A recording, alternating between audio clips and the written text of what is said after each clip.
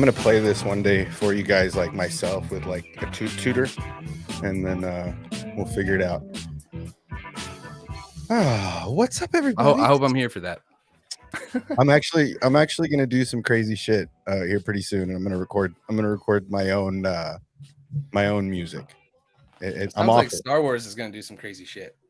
Star Wars is gonna. I'm so glad you brought that up. They are gonna do some crazy shit. So yeah, tonight we're gonna talk about some crazy stuff. We're gonna get into Crazy stuff. really what? Crazy stuff.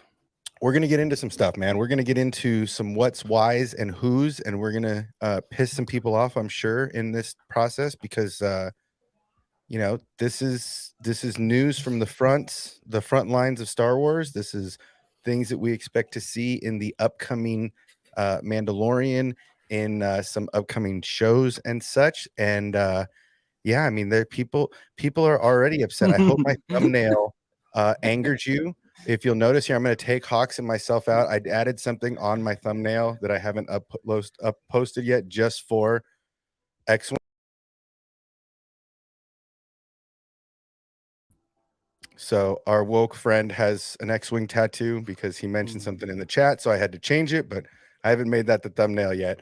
But yes, it's not very chill, Monger. It's not very chill of you, Monger. Oh, we got to switch sides, bro. I can't do it. There we go. Yeah, you're right. It drives me crazy. That's the one thing on YouTube that drives me crazy. If you're looking left and your partner's looking right, like it's just like, bro, you got the power. Switch it. If somebody's like a dead center, you put them in the middle. Like, God. Actually, a friend of mine who's journalist, same thing, same background, looked at one of my early like gaming streams, and I'm playing Tarkov, but my camera is like on your side, and I'm looking off into the corner, but the game is like behind me. He's like, bro, that just feels weird. Just have the ability to move your camera to the other side. Yeah, and here on StreamYard, which is what I use to stream with my friends and pretty much everything. Yeah, you have the ability to do the switcheroo. Like, it's easy to just drag and drop. It's not like you got to do anything crazy. So I agree with the last thing that Chillmonger just said. Actually, yeah, I agree. Yeah. Well, we're gonna get into it. We're gonna get. Look, I don't want to drop the beans too early, but all right, I've been saying it. I've been saying it for years. This one. I've been saying it as long as I've been on YouTube. I've been saying it before that. When I would super chat other popular people that operate on Monday nights, and all paths are leading to the sequels. Right, we're going to talk about that and break that down a little bit tonight, and beyond. But I mean, if we have news that is news this week, that characters have been cast, a script has potentially been approved, the sequel characters will continue on after the sequels, this is more evidence that we are going to get to the sequels, right? That the sequels are going to stay current. There's no retconning. There's no deleting, right? It's progressing towards that road. And I know that a lot of people are really not happy about it, right? I know a lot of people are like, whoa, wait, what? Right? And because they thought they were going to hear the alternative. Right. But what is the alternative? The deletion, the retconning, the world between worlding, okay. Is there an alternative for people? I'm curious, maybe even in chat, other than that. Like, I don't see how you write around them personally. Well, let's do. I mean, I don't really have trying the to like steel man argument from the other side. You know what I'm saying? Because I do agree with Chillmonger in regards that they're not very sequely. I like as far to that side as I can come. Hate the time jumps, but in order to do Luke in that time, you need a recast, or everyone was on board with the Sebastian Stan thing. I think that would have backfired just as much as anything else they've ever tried to do. And then just as a final point, like now, I just want people to focus on their delivery, because really, like with Shamook on board, I think we're gonna get some of the best young Legends characters that we would have ever got from Lucasfilm. I think they're gonna be better than a recast. You know what I mean? So Well, I I don't know. mean, yeah. Unfortunately, Time jump was unfortunate. Carrie's Yeah. gone, so we can't Right. really do too much. I mean, we can with the same thing they did with Luke with some older footage because she was on screen forever. So similar to what they could do with Harrison Ford. Yeah, I mean, I'm just saying, if you want something delicious, it tastes that much better from a Matt Cave mug. You should get one. They're delicious. Clean logo too. But yeah, it's I've been saying it for a while. Look, I understand people's plight, right? I understand people's dislike. I understand how people feel, but at the same time, you got to understand this is a business, right? And even though toys don't sell, even though movies are now digital and you own it for life, there's no scratching.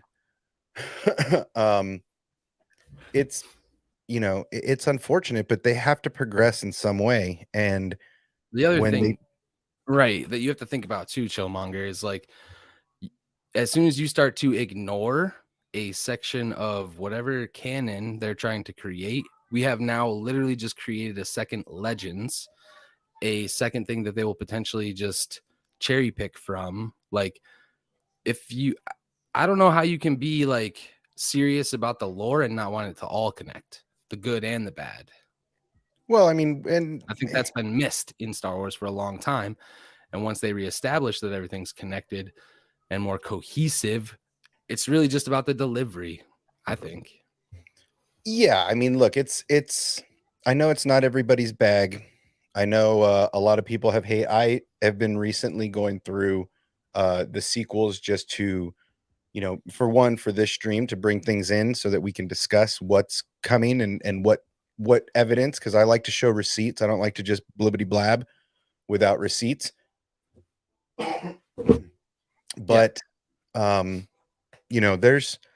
there's a lot of good stuff in those sequels. There's a lot of bad stuff. There's stuff that's not great.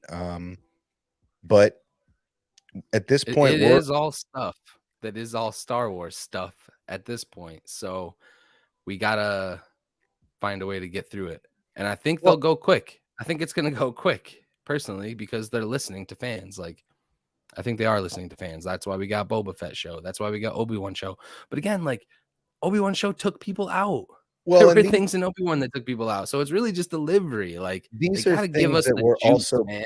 planned years ago, right? Yeah. Like along the lines of Solo, right? These plans, Rogue One, Solo, Kenobi, and Boba were all supposed to be movies and anthologies, and they cut them into shows because Disney Plus showed up, which I think was a mistake.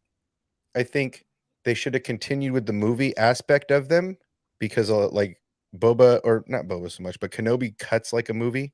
So if you watch it all at one time, it's got a lot better flow. But I think this. Go ahead, at the same time, if these would have been movies, I think they would have been better, because they could have put those on Disney Plus as movie exclusives, not as TV show exclusives. And I know that they're pushing this, we can do 30-minute yada yada, and maybe that's to win Emmys, right? Because Star Wars wants to win some Emmys probably, but at the same time, I think they would have been better off doing these as movies. You're so right about that. Weren't we supposed to get a Mangold Boba Fett movie? We were supposed to get a Boba Fett anthology, and we were supposed to get I think so. And so, like, this might be a really, really bad comparison, but I feel like Black Widow, same exact thing happened to her character. These were really known characters that everybody loved, and their movies / shows were just out of time. Her movie was literally out of time. If that shit would have released when it was scheduled to, or during phase 1, would have been huge. Would have been huge. Same thing. If you imagine Disney buys the property and the first 2 things we get are an Obi-Wan centric movie and a Boba Fett centric movie. Right. And I mean, I think that they went, I think it was supposed to be a lot like Solo, right? But they need that trilogy. It was supposed to be a lot of Boba Fett, young Boba Fett, growing up Boba Fett, older Boba Fett before the incident on Tatooine, and then potentially end with his escape, right? That was, from what I understand, that was the flow initially of a movie, right? Yeah. Do a little background, show him doing some stuff, cool, get a feel for it, and then the Kenobi took all movie, the cool stuff out of the movie and put it episodically. right? And then like, exactly, and then you took the Kenobi arc that would have been an awesome movie, and you cut it up into 30 minutes, instead of doing it like, and they kind of, unfortunately, and I'm one to call a spade a spade. There are a couple moments that they could have done a little more work. They could have shamooked things up a little bit on Kenobi and done a better job, but it is what it is. And I think there's still a little catching up to do still, I think, because they are building separate timelines still currently. You have the Dave Filoni stuff. That's really not, I think, gonna connect too much to this trilogy of movies that they're working on if it's a sequel. Right. So they're trying to do this multiversal thing, and I think they're better off just including them all into a solid canon. Nothing is Legends. Bring the video game in, like you have casted actors as the video game characters. That's why. I mean, there's look. I'm waiting for him to take the veil off. You know what I mean? Like we have this thing. More. There's more of a picture, reason, but not all of it. Like there's a reason they're casting real people in these roles, right? There's a real reason Cal Kestis is an actor, not just an animated guy, right? There's a reason that these video games are using real people, because at some point we may get a hint of them, or they may get an arc in a show, right? Much like the Boba Fett episode in The Mandalorian. There's a reason that they're doing this. These aren't blind decisions, right? Right. So yeah, I mean, this is this is for sure what I've been talking about for a long time, and that's a large basis of what, I catch a lot of shit. We're 12 minutes in. I'll say it now. I catch a ton of shit, right? More shit than Biff Tannen or any iteration of Biff Tannen ran into or smelled in Back to the Future. Okay. I'm just saying, like, that's how much shit I get for saying. Now I wish I had control of the troll thing. Where's the troll thing? I need to cue that. It's here. It's in the brands. You should cue that for yourself right now. You should be able to click over into the brand section. You should. I can maybe. You have control. You can jump Time over. has passed. You can. You can.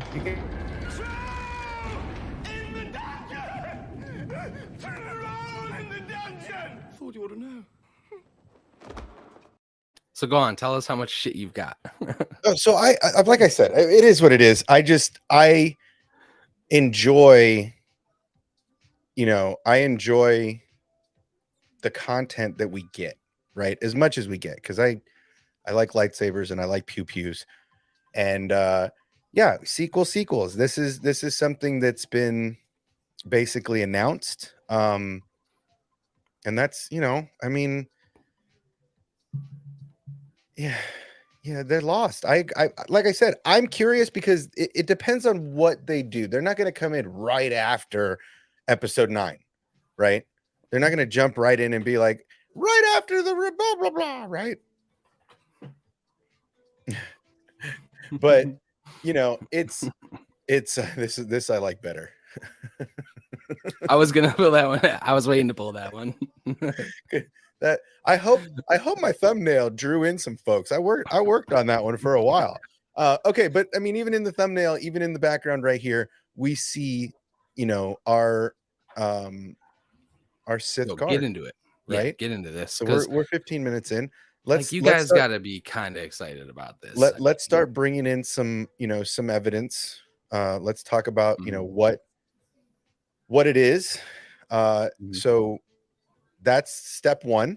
And we can go to the website. I mean, we've all seen, makingstarwars.net. If you haven't, get over there. That dude breaks story like cats break dioramas or cups or glasses or electronics, right? Like that dude breaks that dude breaks and scoops ice cream, right? Like he's got scoops and breaks all over the place. But you know, he was talking about this yesterday or today about the guards showing up in Mandalorian, right?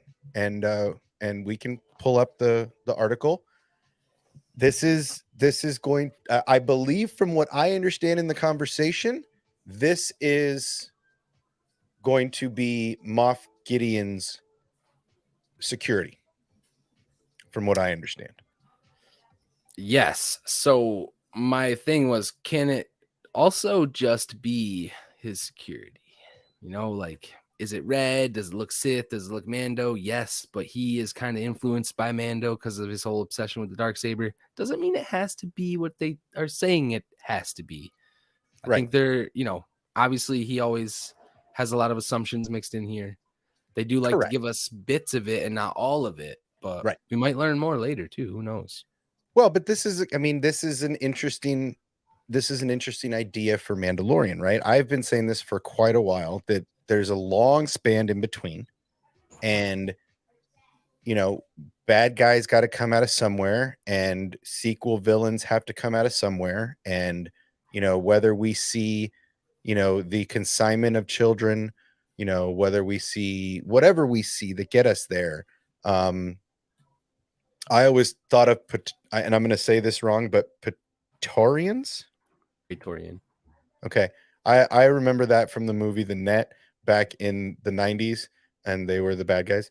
But yeah, I mean, look, this is yeah, it's wrong. Absolutely leading us right to the sequels, right? There's a reason that Snoke has these guards, right? Just like Palps had some guards that were dressed in red, and Snoke has some guards that are dressed in red. Well, I mean, Finkel is Einhorn, so Finkel is Einhorn, dude. Thank you. It tracks. It tracks. I wish we had that clip right now, bro. Right? Like, oh, I'm so mad at myself. We got to line these up, bro. I'm telling you, that's on the list. Finkel is Einhorn, but that's it, right? I mean, one is the other. The only thing I found was that Snoke's guards were more badass than Palpy's guards, I feel like. Yeah, I agree. They had some sick armor. I mean, I don't know what those guys were wearing under those cloaks, but definitely, are you Polish or Polish? With a P or a lowercase or a capital? That's the question.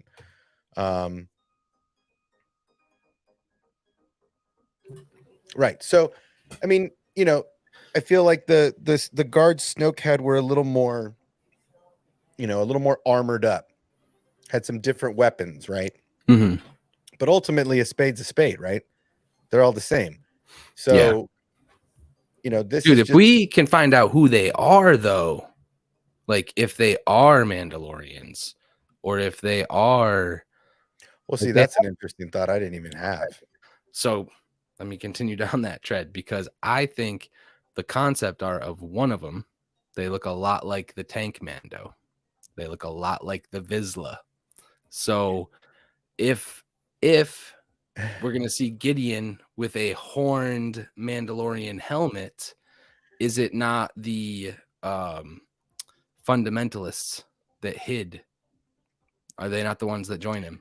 I mean, it could be because he may regain the Darksaber or some crazy shit we don't see coming. Well, could this be, you know, as silly as this sounds, could this be a buy-in to the First Order, right? Could the Darksaber be a buy-in to the First Order, right?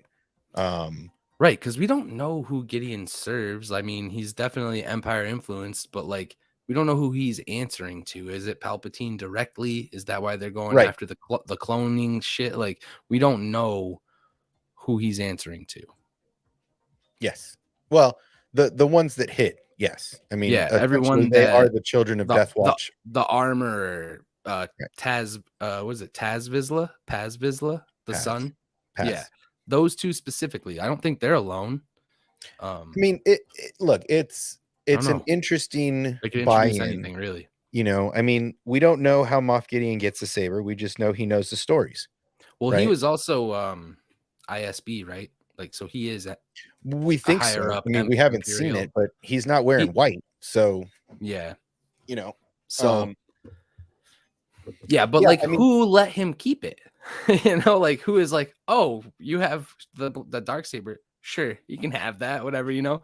I mean, it's kind of a lawless time right now for them, though, right? Like So we don't know who he right after the answers Empire to. goes out, the That's New what I want to say. Republic's in charge. Mhm. It's like the Wild West, right? Nobody's really in charge of the First Order, right? Snoke still has barely. I mean, Snoke isn't even in the picture yet. Kylo hasn't even come to go to school yet. Luke is still building his temple. This is still all And very chat, green. I don't want chat to forget. Jon Favreau specifically said Game of Thrones, bro. Gideon and the Armorer could come into league because of Right. this whole Darksaber controversy. Right. We don't know, dude. Like, what the Armorer is willing to go to at the expense of protecting the legacy of the Darksaber. Like, Yeah. yeah. Hopefully, by the time the movies come out, some of this stuff will be hashed out a little better. We'll see. I've always felt It's all they can do at this point for fans. well, And and they have said time and time again that they're listening. So, well, and this is to Matt's point. This is what I feel. We have to find out. Look, we're gonna have Bo-Katan on the throne in Sindari, right? The throne room where she watched her sister die, the throne room where she watched Maul take over the Mandalorians. She's gonna be sitting on the throne in Sindari. We get to see that. So we're going to get a backstory of how that Darksaber left Mandalore, right? We're going to get some of that. There's so much that has to happen on Mandalore. So she's sitting there on Mandalore, right? In the trailer, right? Yeah. That's like a throne of Mandalore, right? Yeah. What if because we assume Gideon gets the saber from her, right? We assume that he defeats her in combat to acquire it by some means. Now, whether that's the honorable means, one-on-one combat, or that's have people turn on her and take it from her, after she drops. What if everything we're seeing in that trailer, bro, is a flashback? She's got that shit on her hip. We don't know. And that's her just waiting. I mean, if you look at the way that, and she's like, fine, come get it. If you look at the way that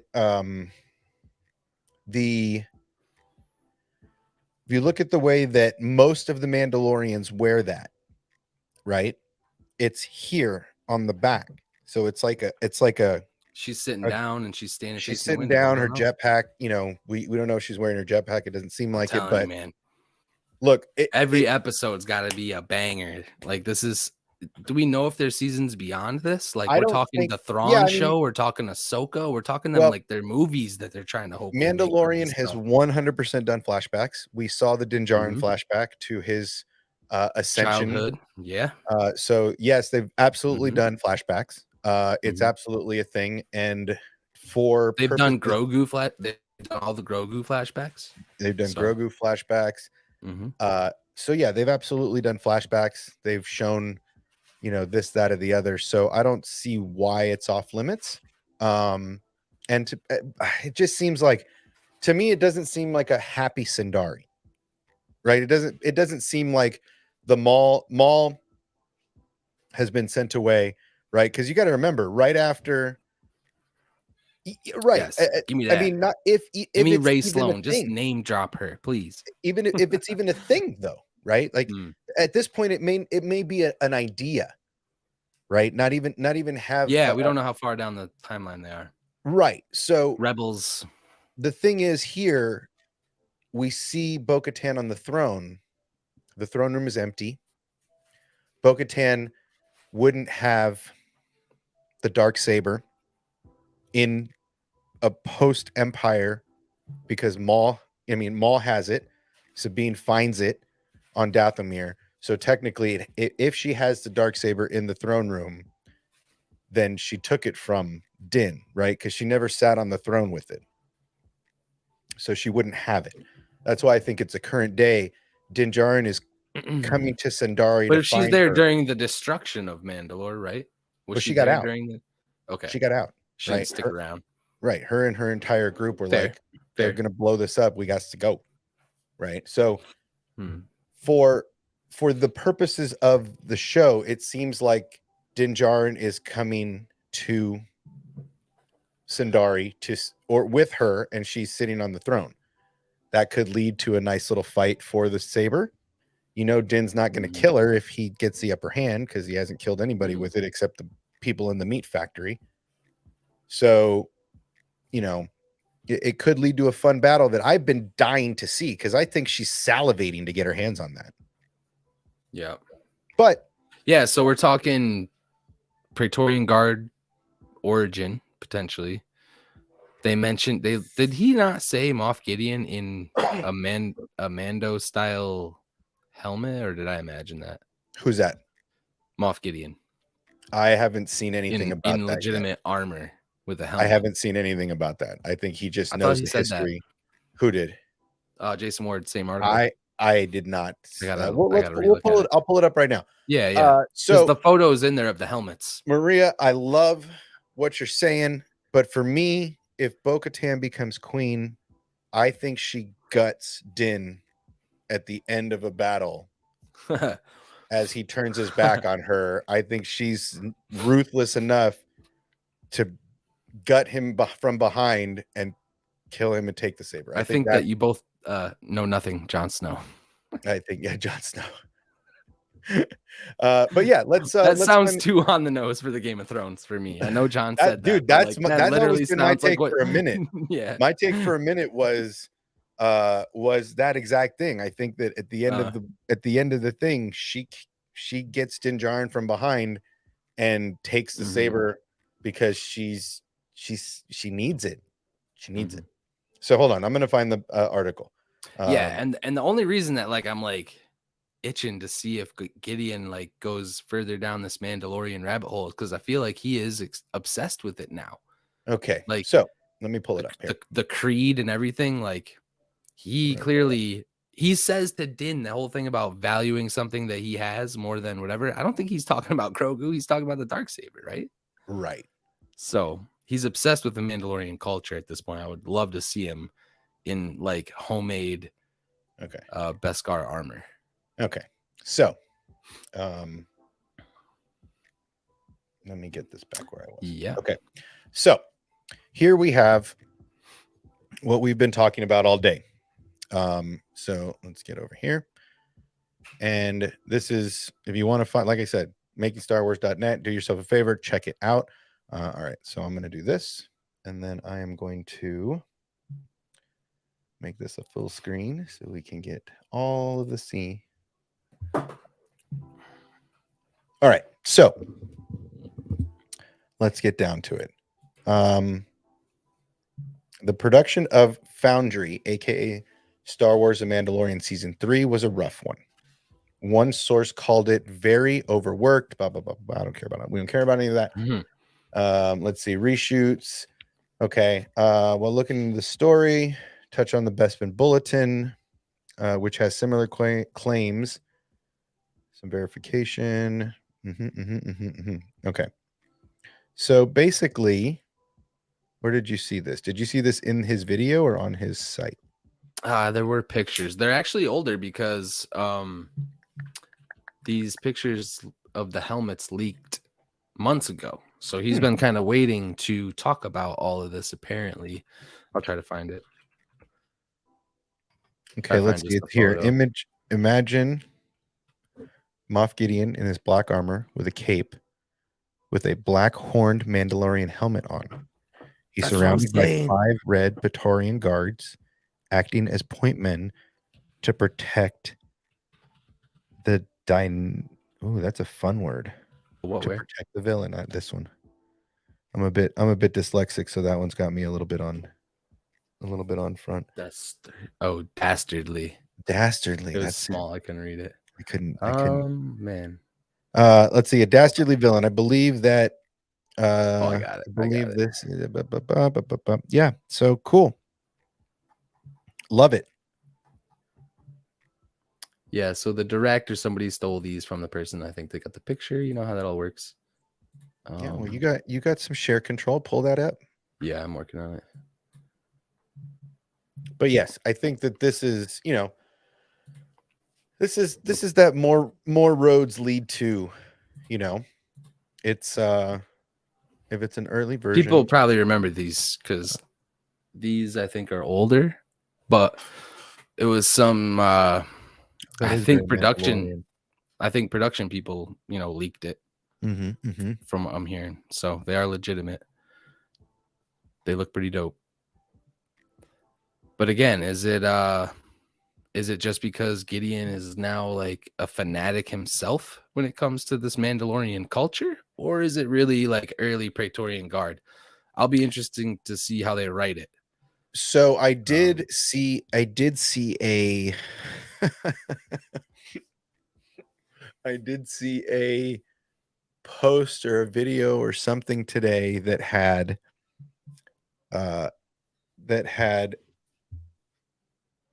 Maul with 2 little red lightsabers, and it was in a Mandalorian cardboard back, right? So it was Maul in a bubble, in a plastic bubble, with the cardboard back, but it said Mandalorian, and it was like too early of a release, right? Like somebody messed up. But it's like they're saying like he could show up. What an interesting way for Moff Gideon to know so much about the Darksaber, because he was a Maul fanatic, right? And like what an interesting now I way. need the I lost it. There was a meme I need for that. Yeah, I wish I could find it off the top of my head. I saw it. I can't remember where I saw it. I'd have to look for it, but they were 2 like itty little lightsabers. It was hilarious. But I mean, that's an interesting flashback, Moff Gideon, an obsession with a Force user that's not Palpatine or Vader, Well, is Maul even gone in that part? Yeah, he's gone in the timeline. Right? Well, he's off Mandalore for sure, because he got booted off of Mandalore by the Republic. But we're getting up into Rebels timeline. Is he still around? Yeah.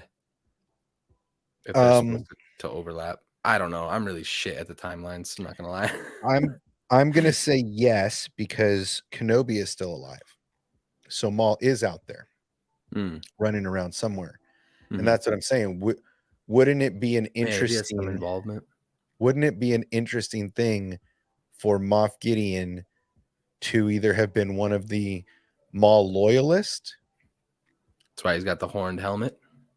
Or have been one of the people that knew his escape route, right? Because there were that small group of Mandalorians that were helping him get away, that weren't fighting the fight. Maybe one of those people was Moff Gideon, and he helped him when he got to death, because he takes that shuttle from the Venator with Ahsoka at the end of season 7 of Clone Wars, and he flies that shuttle, and then he's gone. And then the next thing we know, it's his sabers on Dathomir, right? So, and it makes sense because at some point, too, Maul gives up the want for the Darksaber because he finds out that Kenobi's still alive. So he's like, he doesn't really care at that about point, Mandalore is a bust, right? The Republic's there, which means Palpatine's there's clones on the field, which means Palpatine owns it. It's his now. If you're playing Monopoly or you're playing Risk in the galaxy of Star Wars, Palpatine now holds that flag, and that's it. So his obsession with Mandalore is over, right? Because he's like, Palps has it. I can't contest with that. So he takes his ship and flies to Dathomir, right? Dathomir at this point, the Night Sisters are gone. Grievous wiped them off the map. The only one left there is Mira.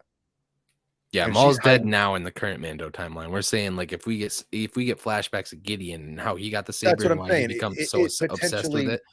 Like, was he a Maldalorian back in the day, and that's why he still has the horned armor? Like, they could do a lot here. We're just kind of like, because he's just like Jason Ward saying he has a horned helmet. That shit is crazy. Well, and that's my thing is like it was silly at me at first, but could that bubble back that plastic cardboard back toy that looks like the Boba Fett one I have on the shelf, that looks like the Cara Dune ones that I have in the back that are plastic with the cardboard back, what if that was legit and we do get a Maul flashback to Dathomir, right? Before he leaves for Malachor, because that's what happens, right? That's the chain of events for Maul. Maul goes from getting his ass whooped by Ahsoka, getting arrested, causing the Venator to go down with the hyperdrive, getting off the ship in Ahsoka's shuttle. He then goes to Dathomir. The Darksaber is left there in that room. He plans his plot to find Kenobi, realizing that he needs a holocron. So he goes to fucking Malachor. He gets stuck on Malachor. And then Ezra and the kids show up, and then he gets off world, but he never really makes it back to Dathomir. So the Darksaber is left there by him for Sabine to find. So how do we know that Moff Gideon isn't one of his disciples that then goes to the Empire and says, I was one of Maul's, we're not with that weak ass shit. Let us in.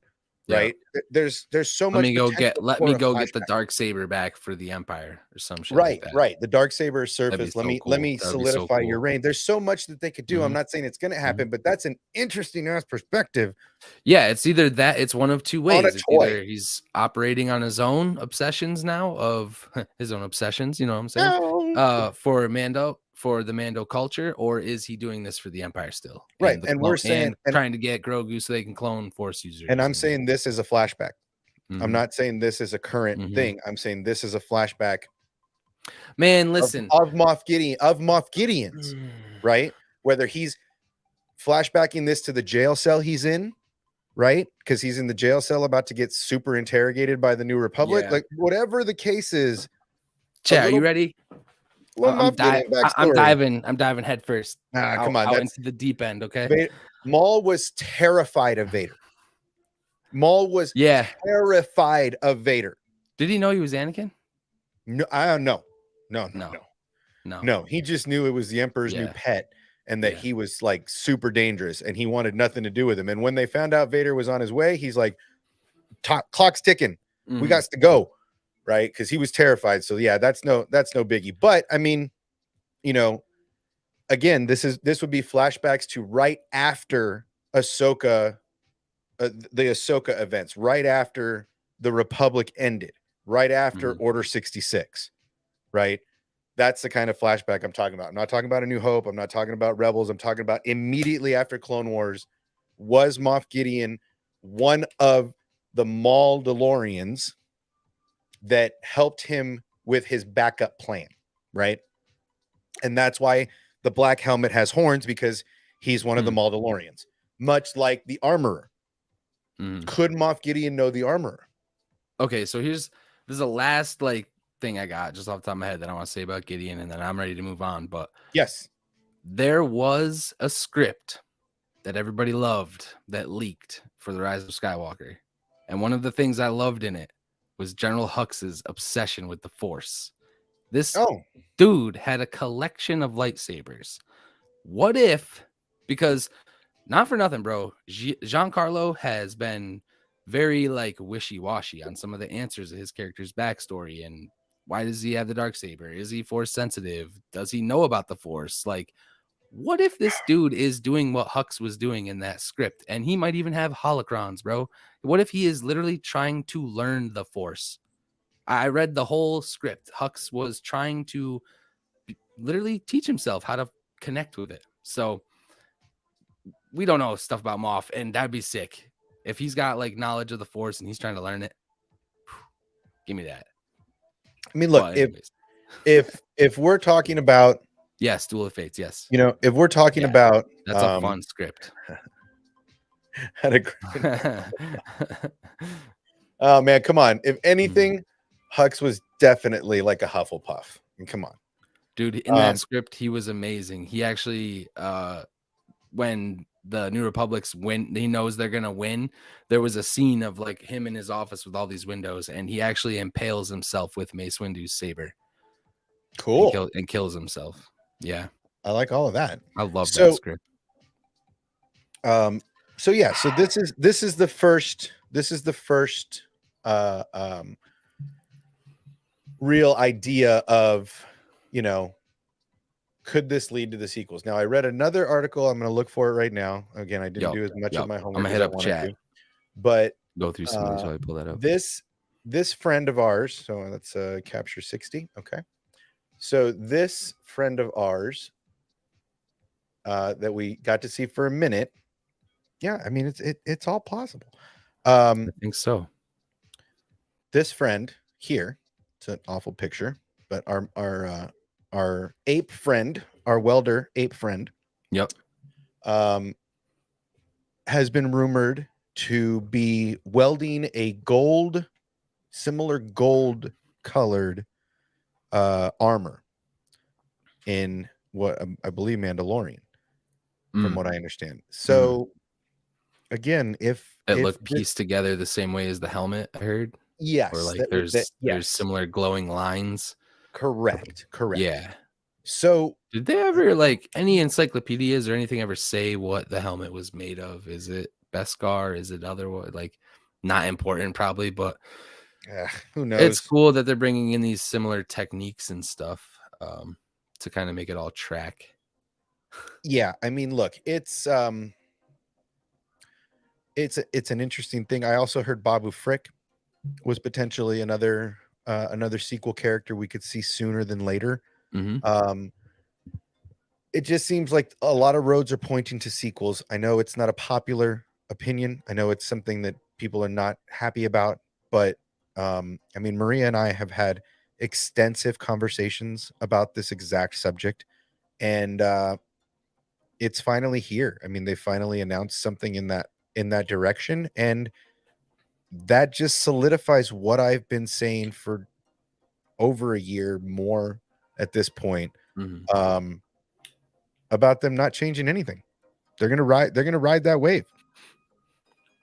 Yeah, like I said, I don't think they have a choice. It's like you can't take things out of canon anymore. That's what everybody hated. They did it with Legends and everybody lost their minds. You think they're gonna do it again with any little piece of Star Wars? They're not trying to upset people. They have cast the leading role in the sequels. So yeah, we can move on to that if you want. Yeah, that's basically the next, the additional log on the fire. If nothing of what's coming, too, I think, right? I mean, if you've cast a character, you've approved a script, right? So a script had been approved, and that's it's coming. I mean, at this point, it doesn't matter if the merch moves. The story is moving, right? They've got other stories to make merch on. This is something down the line. A big, massive sign to what? Give up, stop writing Star Wars movies. Like, they're not going to do that. Look, I mean, when people talk about retail and shit, it's like, sure, but you know what they also did? They sold a couple 100,000 subscriptions on Disney Plus that picked up the slack of the toys. Well, I mean, and yes, the toys are a large part of revenue, but at the same time, there's other. I feel like a lot of people hold on to the toy stuff. My kids, like, they have screens and stuff now. You know what I'm saying? Like, toys, we have sabers. You're always going to sell lightsabers. Doesn't matter if it's red, blue, gold, purple, pink. Like, vintage stuff, like the people that are focused on like retail vintage collectors, that's us. Like, if kids aren't collecting, that's the kid's fault. That's the property's fault. I got into collecting because of my parents. Like, yep. Well, and I mean, I'm just saying, like, Swing's right. I mean, I do say it. The Muggles like it. It is what it is. I mean, we don't have to like. I think I like to agree with the 50-50. I think that people who don't want to fight and argue about it anymore, you either accept it or you don't, and you're 50-50 on actually a lot of the stories within them. You know what I mean? You're talking about, I think Swing's talking about toys here. Yes, and I always see that argument when people talk about sales. It's always toys. That's not the only thing they're selling, bro. Like, they've added revenue they didn't have there before. Streaming is a whole other new income they never had. I disagree with this statement also. You got lots of stuff. Yeah, I mean, look, it's also a different generation, right? Like, you gotta remember, yes, they may not be buying toys, but they're buying apps with this stuff. They're buying the games, they're buying the toys, set, maybe not the lightsabers from Lucasfilms, but they're buying the renditions Fortnite skins, from third party lightsaber companies, Mhm. right? The people like Star Wars Theory and people like Josh and those guys are still getting clicks on all of this, whatever it's good, bad, or ugly. People are still watching. People are still talking about it. It is what it is. Now we just need to move forward. Um, you know, Mhm. it is. I mean, we need to move forward. Well, I think it'll be quick. Like I said, I don't think they're gonna linger too much in this little area of the timeline. I think we're gonna blow by it. No, I mean, this The could only be characters that may last, Rey, and only because of her DNA, and only to pass on the balance of the Force, like to some other person. I feel like. I think yeah. she has to have descendants. I know people might hate that, I don't but I really care think the where they blood go. I I think these just like bloodlines of Palpatine, Skywalker, I think they still have to remain somewhere, or you're gonna get a rebirth, a ripple. Like, give us some crazy event, some ripple in the Force well, and it because doesn't. one side is more overpowered. To me, it doesn't really. I mean, it doesn't really matter at this point. I just enjoy that. Uh, I just enjoy that the they're being definitive, right? Mhm. There's no more. There's no more like, oh, are we going to do it? Right? Are they going to do it? What are they going to do? Are they going to retcon? Are they going to get rid of it? Are they going to just put it in the bag and do new shit? Are they going to redo A New Hope? Right? Like these are all things that people talk about on a regular basis. Um, they're going to push out of this saga potentially, right? I Mhm. mean, maybe raise an old ass lady grandma, right? Is the sequel stuff in the same article? I think I'm so. looking for the Check. Lindenhof I'd check the article Bespin about the bulletin also. they cast Bespin. the lead actor. It's a person of color. But didn't they say something else about there was more little juicy details about that. It was really a lot about Mandalorian though, dude. Like Right. mhm. But again, I mean, this is all roads leading to the sequels. If they go past the sequels, again, they're not getting rid of this stuff. If anything, they're doubling down by going back to this. Well, yeah, because they want the sequels. I mean, just like we've said this time and time again, bro. Why did they do an animated Clone Wars? Because they want the prequels to be more accepted. Like that's why Right. they're gonna do show upon show upon show to fill in the 30-year gap leading into the sequels, except a lot of that shit's gonna be live action now because they own Disney Plus. Like, how are you not hyped for this? Like, you are Well, going to find a show in between this gap that is your Clone Wars, that is your Rebels, that is your name it. Like, come on, well, guys. and Where's they're your going hype? to, and they are Where's going Sheev when I need him? to, they're going to kill some folks. They're going to end some stuff. They're going to make some new characters. Uh, Mhm. but like you said, there's going to be a lot of shows between now and then because they're building to that Marvel cinematic moment, right? That's what all of these live action shows. That's why they did live action shows instead of doing the movies they had planned, right? They Mhm. saw Stolo did so poorly, but at the same time, Marvel's television shows or Marvel was doing great. And they're like, well, what's Marvel doing next? Well, Marvel's going to do TV shows. Well, let's do TV shows next, Mhm. right? Like they had this whole platform on Disney Plus that they wanted to promote. That's why movies kind of got put on the back burner. Why we get She-Hulk and Loki and all of these other shows because now they're promoting Disney Plus, right? They're Mhm. not putting out any movies. Right, and I think it adds more pressure to the movies because now when the movies come, the movies absolutely need to outperform all your live action shows. Oh, 100%. Absolutely. So, Absolutely. not for nothing, like they're throwing Hail Marys at some point here. So, Well, and I mean in this, unfortunate time, I feel like they should be still be doing movies. Um, I mean, I it's nice because everybody wants to see Star Wars back on the big screen, but they still have a lot of time and a lot of shows planned between now and then to connect some dots, right? This isn't going to be a 2025 release potentially. Late. This could potentially be the Christmas 2025 movie. Oh man, I'm waiting for a Christmas Star Wars movie. Right? Need one. But that's what I'm saying. This could be a 2025 Christmas movie. So there's a lot of time. Again, I don't get hyped about movies until I see people on set. Look at Patty's movie, look at Taika's movie, look at, you know, all these other directors' movies. You know, Chillmonger's pumped if it's a lead actor with dark skin. That's awesome. They talk a lot about diversity. So we'll see, you know, where that goes. I'm still trying to find the article. I got nothing. I wasn't even paying attention. But yeah, so you know, these movies, this stuff is all speculation. The movie stuff, right? Right now. The Mandalorian stuff isn't. That stuff that's in a box, that stuff that's hit, that stuff that's in the edit, that stuff that they're going over now. That's in the bag. So now we're going to see on screen in writing with receipts, are they heading in the direction we've been talking about? Because I've been saying it. I've been catching tons of shit for this. And to have a little bit of vindication would be great.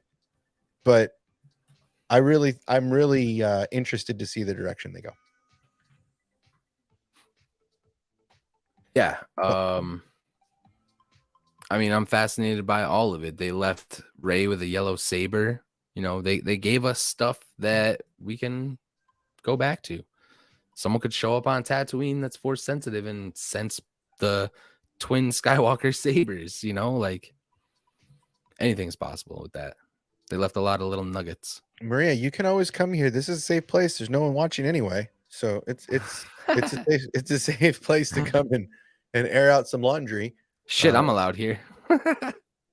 You know, like I said, I mean, you know, we're the only people we're competing with right now on a Monday night is Ninja. Ninja's got 5,000 people watching him Fortnite right now. So which I might get on after this, but because I haven't played in a while. I've been playing too much of the other game. Let's see. So yeah, we got about 10 minutes left for the hour. I just wanted to chill for a little bit, get this get conversation about this. I'm trying to stream more. I'm trying to force myself to find conversations. And I've got a new system in 2023. I agree. I think it would have been better to have like taken apart Luke and Leia's lightsabers and made her own. I think that would have been a way better. Like, bro, give somebody a bow staff and that fighter doesn't end up with a double bladed. What the? Well, it's supposed to be double bladed from what I heard, but but yeah, I mean, I think that Finn was supposed to be force sensitive too. I mean, you know, yeah. I mean, he still could be. We don't know. That video on Twitter just popped up recently. I don't know if anyone saw that, where he was like, "Yeah, we filmed the scene. I told her on the Falcon. We filmed it." Yeah, he doesn't even remember. He thinks they actually filmed the scene. Oh, I hate that. Yeah, I mean, look, I'm excited. I'm actually excited that we're going to see some of these sequel characters in an early iteration in The Mandalorian. Oh, we're going to start some of the we're going to start getting some footing on story arc, which means we could potentially, with Luke's school getting seen, we could see a young Snoke. We could see, you know, potentially a young Kylo Ren. There's still a lot of opportunity in this era to throw some pearls out and see what people catch. At this point, you have to start establishing power, right? If we're going to see a First Order and we're going to see this iteration come to fruition to where we lead to the sequels, we're going to have to start seeing some building blocks now, right? So we're going to have to see some Snoke. We're going to have to see some First Order. We're going to have to hear of kids getting abducted, just like during the Clone Wars, right? We're going to have to hear about this stuff now in order to start building, because 30 years in the grand scheme of things is a very small amount of time. Yeah. Okay, so I found a thing. And if this is what everyone's talking about, throw it up. Doesn't sound like it's a sequel of the sequels, but hold on. Y'all let me know. I mean, we don't know how old Bobby Frick gets. We don't know how old the monkey, our monkey friend so gets. this is Hollywood Reporter, but it's not the Hollywood Reporter's article. Sorry, Okay. Sag. Sorry, not Okay. sorry. So it says, according to findings by the Hollywood Reporter, the sequel trilogy era will reportedly serve as the setting for the movie. Mm-hmm. So this dude, I didn't know he wrote Watchmen along with Lost, but he has a co-writer who did The Strain. Did anyone watch The Shit, Strain? that makes me was nervous. Guillermo If he did Lost, that makes me very nervous. Yes, but Watchmen was very nervous. But Watchmen, we don't know what season of Lost. God, if it's the last season, that's fire him now. So, but listen, Watchmen, that was legit. I thought. The Strain. Has anyone seen The Strain? Can I get some hands in the chat? Have you seen Strain? I'd have to see It's a show about a vampiric type species, but I think it's Guillermo del Toro, if I'm not mistaken. But anyway, so it's not a sequel movie. It's a movie in the sequel era, and it may feature characters, it says, from the 2010 Star Wars. Shit. So it's scared. After the events of the Rise of Skywalker. Just to clarify for people what we're talking about. But someone recently said there was casting person of color as a lead. I don't know if that's going to be throughout all of the trilogy. I want to say it was him on that live stream, just maybe not in the article because it was early stuff. Well, I mean, look, Lost. I enjoyed Lost a lot. Unfortunately, they phoned in the last season, and they even came out in interviews and said that at some point they were just throwing stuff on the wall to see if people would buy it, right? Like it was very much reactionary writing. So yeah, that does make me a little nervous if one of the showrunners from Lost, and Maria was saying this earlier. She was talking about that script, right? She was talking about, is that who we're talking? Yeah, she was talking about this script. Which script? Look at the comment. Or film. This is what she's talking about. Okay, that's cool. We're talking about the same. How far? So yeah, it looks like Lost 2004 all the way to 2010. Oh, that's scary. Prometheus. But yeah. I might have some sequel.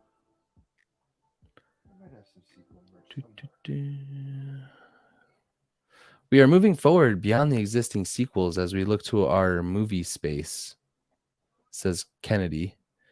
Everybody's era is what we talk a lot about in terms of where we're going with our movies. Hold on.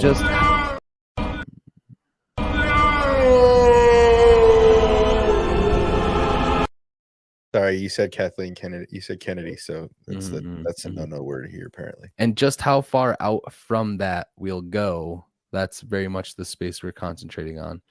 So that to me sounds like they're going to find a really safe space, and I don't like it. I hold. I'm already turned off. I'll be honest. I hold no validity to any movie, anything, until we see some trailers, some leaks, some on sets, some stuff like that. I hold nobody.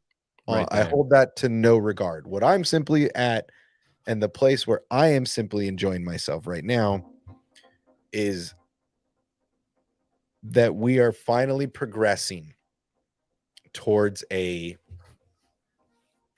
sequel, potentially a path to the sequels.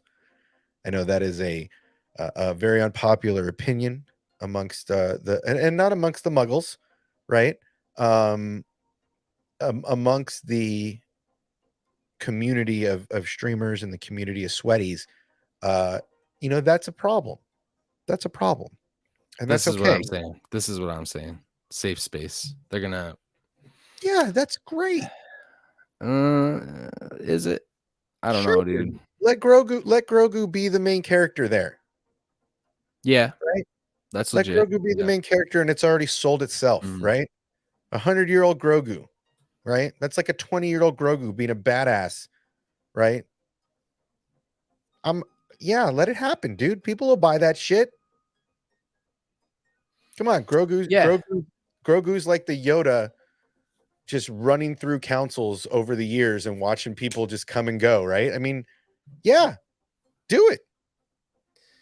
But then it's tough. I mean, it's tough. I do want to eventually move past it, but like now you're doing a time jump. This shit is what you should have done the first time.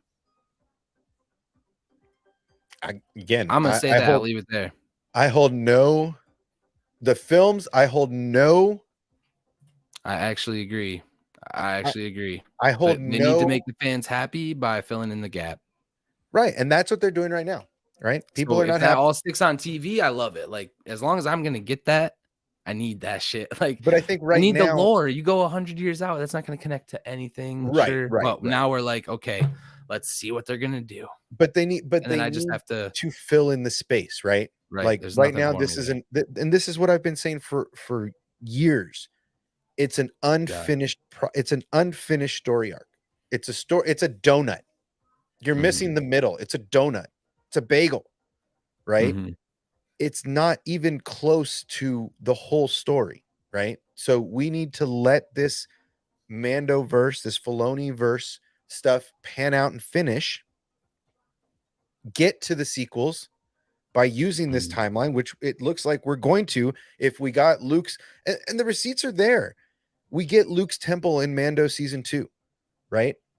They're building the ant bots are kind of dumb, right? The ant droids are kind of dumb, but they're building I would much rather have seen Luke chilling there with the rocks and the Force, building these little huts himself, right?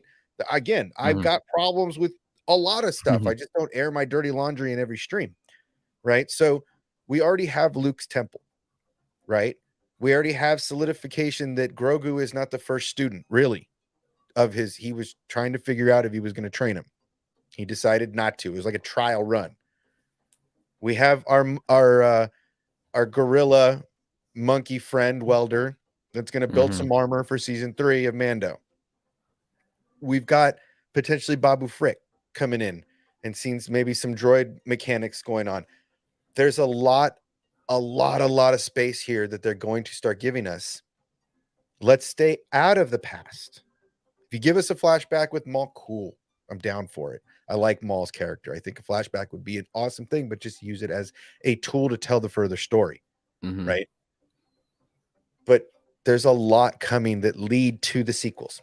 All roads lead to the sequels. And I know that, hey, I know that is an unpopular opinion. Right? You know what really grinds my gears, bro? Like, I'm not letting it go. You know me. I'm not letting it go. You're going to skip 100 years. You're going to skip 100 years into the future, right? To what? You're avoiding the problem, in my opinion, but you're not willing to like double down with your High Republic comic continuity and start making live action shows in that era, which is 100 years before. Like, come on. There's no logic here to this decision. You are avoiding the issue. You're skipping 100 years forward, yet you won't go 100 years back when you've invested more than 2-3 years in novels, young adult novels, comics, bro. Like, nah. Yeah, I mean, look, it's absolutely.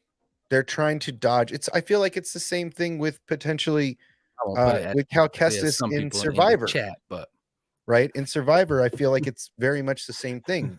Their villain could potentially be a High Republic character, which means you're completely dodging the story of now, right? Which is fine for that game and for that story. That's absolutely fine. But at some point, are we going to see a live action Cal Kestis? There's a reason they did this, like we were talking about earlier. There's just right now a lot of room in this time to operate. That's why this year is going to be, I said it last year. Last year was the year of Star Wars. If anything, Star Wars definitely beat out Marvel in the putting out better content game. But that was Star Wars' year to start. This is the year we're going to get the most information. This is the year that we're going to get the most story twisting, right? It's the sequels, baby. It's the sequels. That's what's up with it. It's the sequels. Listen, if you're not making Star Wars videos with Snoke in your SEO somewhere in every single video, even if you don't mention his name once, you're doing it wrong. Bro, look, it's You hide because the all word roads Snoke lead to the into sequel. everything. That's why. Because these are going to be sequel things. That's why. But yeah, I mean, look, it's aside from all that, I feel like this is what we're going to get this year is going to fill in a lot of the gaps leading to the sequel trilogy. So there's a lot going on. We have Bad Batch now. We have Jedi Survivor in March. We have Ahsoka and Mando over the summer. There is so much content coming out right now that, let's see. Yeah, I mean, Third Jedi gaming title. Oh, well, we didn't even get into that. Mm-hmm. But yes, there is the Ubisoft massive open world game that supposedly has been trial ran by people in Sweden or gamers that went to Sweden to stay out there while they were testing this game. Supposedly it's badass, but it's not Eclipse. Yeah. That's what I've gathered. Yeah, and that's where I'm like, okay, show me. Because I thought that was Eclipse, because Massive is the company that did Titanfall. And I thought that was all one and the same. This is some crazy ass shit right here. Babu right. building Grogu's astromech. I mean, that would be literal right to the sequels.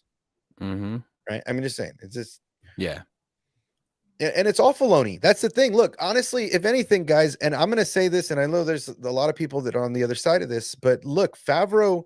People were throwing their faith in Favreau. I kept hearing that every time I was talking about Filoni. Oh, it's Favreau. It's Favreau. Favreau. It's Favreau. It's Favreau. It's Favreau. It's Favreau. It's Favreau. Right. That's all I heard. But it's not. It's Filoni.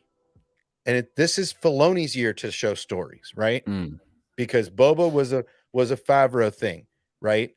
Kenobi was a Deborah Chow thing, but again, I kind of feel like that comes from the John camp of storytellers. Every time I hear that Favreau is involved in something, I'm like that Denzel meme where he's like, where he just like sits back and he's like, okay, I can relax now. Because I think I'll even backtrack on my frustration about them skipping forward. If Dave Filoni and Jon Favreau are the ones that are going to take over the slow burn that leads us through and beyond all that nonsense, yes, fine. Current Disney whatever hierarchy, you go 100 years and do whatever you want that way. The rest of you go 100 years and do whatever you want that way. Leave Dave alone right here. You leave Dave here. And I think that's really what they're doing. And I think that's really what they're doing. Look, I have back, a lot guys. of respect. I'm back for Jon on the Favreau. Star Wars hype. Okay, I'm back. I have a lot of respect for Jon Favreau. Yeah, right? I really do. Jon Favreau, every time somebody said you can't do something, he did it. Right. I have a huge amount of respect for Favreau. He is an amazing artist with storytelling.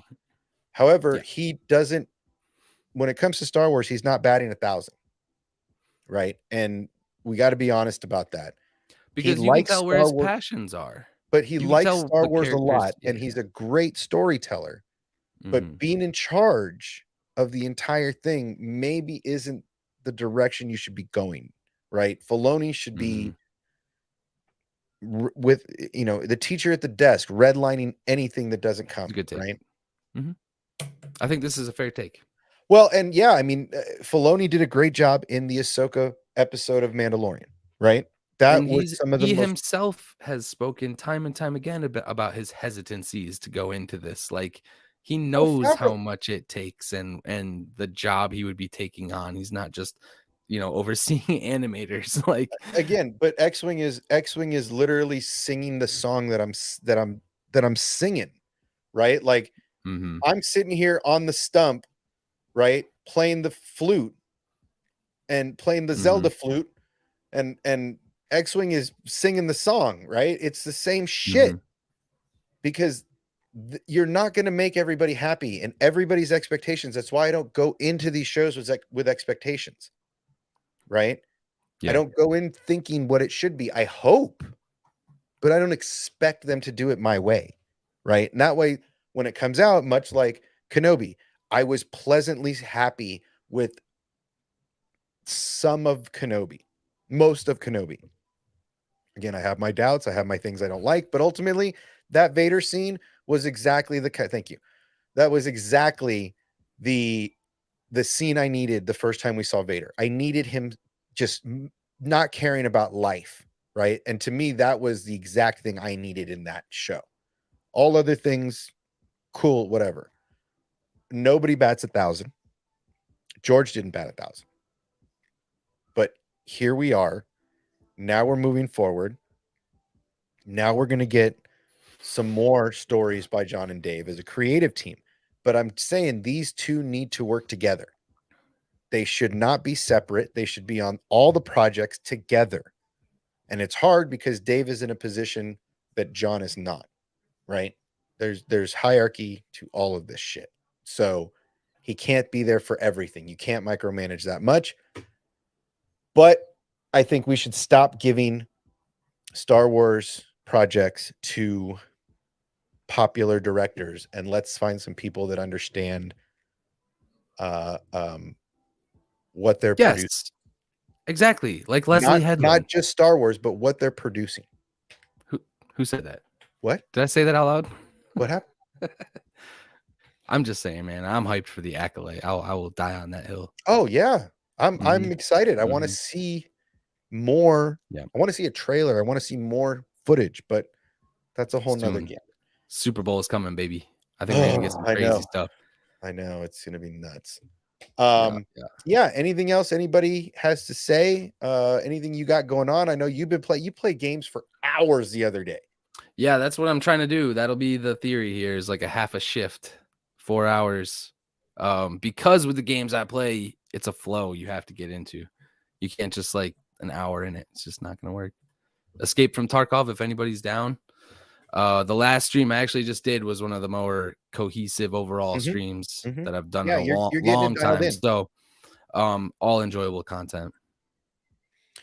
Yeah, you're getting it dialed in.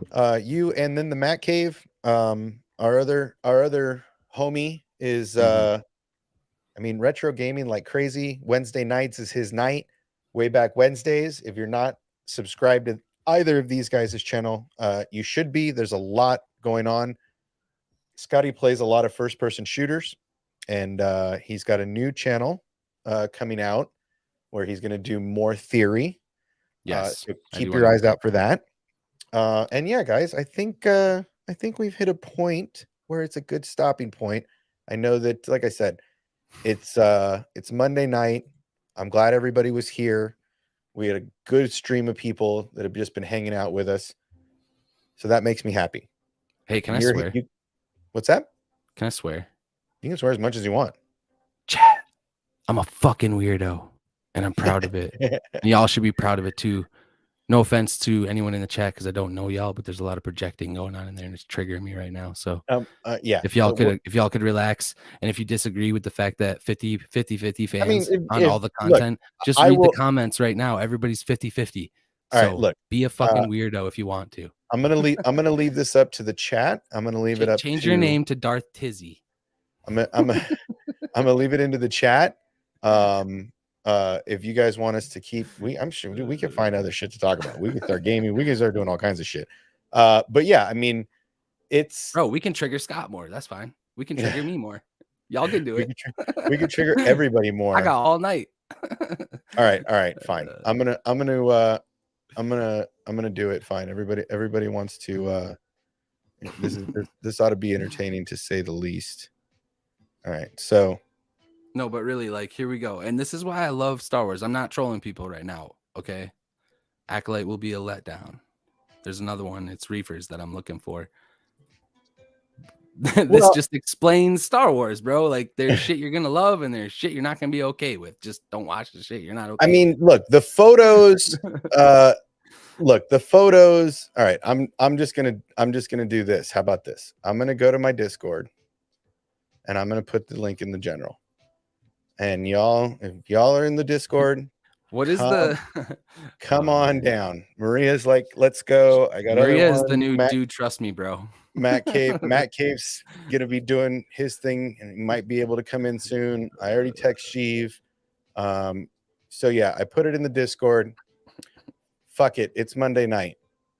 You want to come in and chat and lay down some shit? Let's do it. Hold on, I gotta get somebody in here now. Then okay, yeah, send the link, dude. He's gonna miss his opportunity, and I know he's gonna be upset. I'm sending the link. I put it in the general chat of the Discord. We're just gonna keep on going. Hell yeah! You know what? I'm even gonna start a new show. I'm just gonna roll right into a new show. Let's see if we can find a good background. Here, let's see. Yeah, maybe we might get some of those people in here. Here we go. It's a now it's officially turned into a community stream. So you guys want to come on in? I might need another beverage for that. That's what I'm saying. I mean, we might, like I said, we might have to. Oh shit! Might have to bathroom break. But we'll get some other people in, and they can. Y'all, it's in the general. There, boom. That's what I'm saying. Like we only know 5 words about Acolyte. How y'all gonna be let down already? Hey, girl. Hey, what's up? What's cracking, girl? Nothing. We haven't talked in so long. How you been? You don't got to turn your camera on. You can just be a face. That's okay. I've been working 80 hours a week. Don't worry about it. You can just be a face. We all know what that looks like. It's good. I got some of those days. Don't worry about it. Mama said there'd be days like this. Yeah. So X-Wing texts me and he's like, "You gotta get in here." Yeah. No. And then we let her down in the general. So. I'm like, what, dude? What, dude?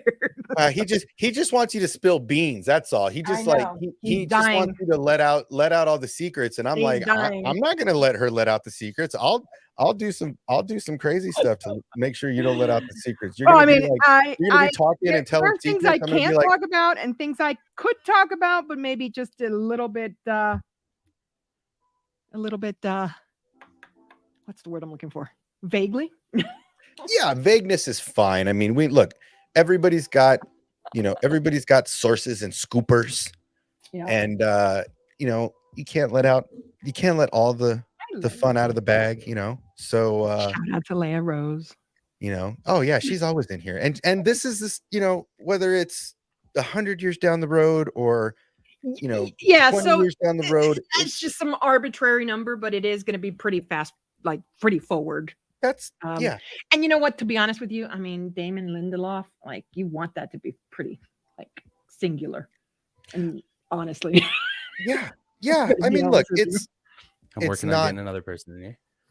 Yeah, I mean, there'll be more. But yeah, I mean, look, I feel like any Star Wars for me is Star Wars. All right, I'm gonna watch.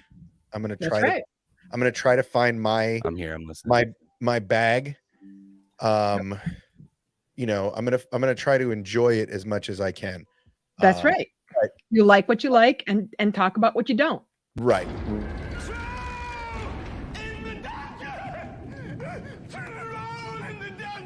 Thought you ought to know.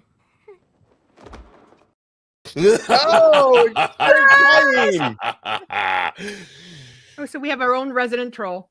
That's what I said. I figured, It keeps getting funnier every single time I see it. So, So I mean, look, it's future time, Yeah, I think it'll be fine with him doing that in a future times. And you know what? Some of the characters that may appear, may be Force ghosts at that time. Could be. Yeah. If they go far enough forward, I'm not gonna scoff at that. Ray could be scoff at the fact that it's Damon Lindelof. Ray could be a whisper. Why are we talking? No, hold on. Oh God. Slow it down here. Let's take it back. That's what I'm talking about. We're gonna bring it back a little bit. We're gonna bring it back. If we go 100 years in the future, all of a sudden now the Palpatine line has descended, taken over the Skywalker line, and it's no longer the Skywalker line. Why are the Palpatine descendants going to be talking to Skywalker Force ghosts? I don't like that. I'm saying not even Skywalker, not even Rey descendants. I'm saying like Rey's a Grand Master from old days, and that's it. And maybe she might like teach some shit here and there. But so bloodlines aren't important anymore. She's not a main priority. I don't think. I really don't think that they're going to tie in too much of the sequel characters into that far forward of a timeline. Cop out.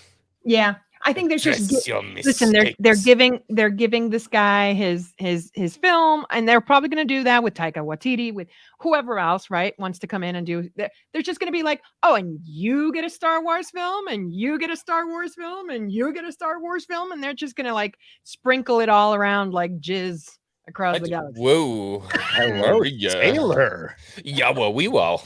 I feel like an obsession. I don't know if I've ever actually like divulged this to you before. I don't like the sequel trilogy. No. Yeah. I know. Hogwash. Haven't said it yet.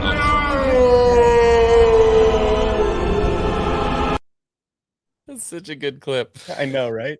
But I feel like, and this is something Scotty was saying in the chat earlier today, where like he and I don't see eye to eye on a whole lot of stuff, but I feel like they're copping out. Like I feel like they need to address this.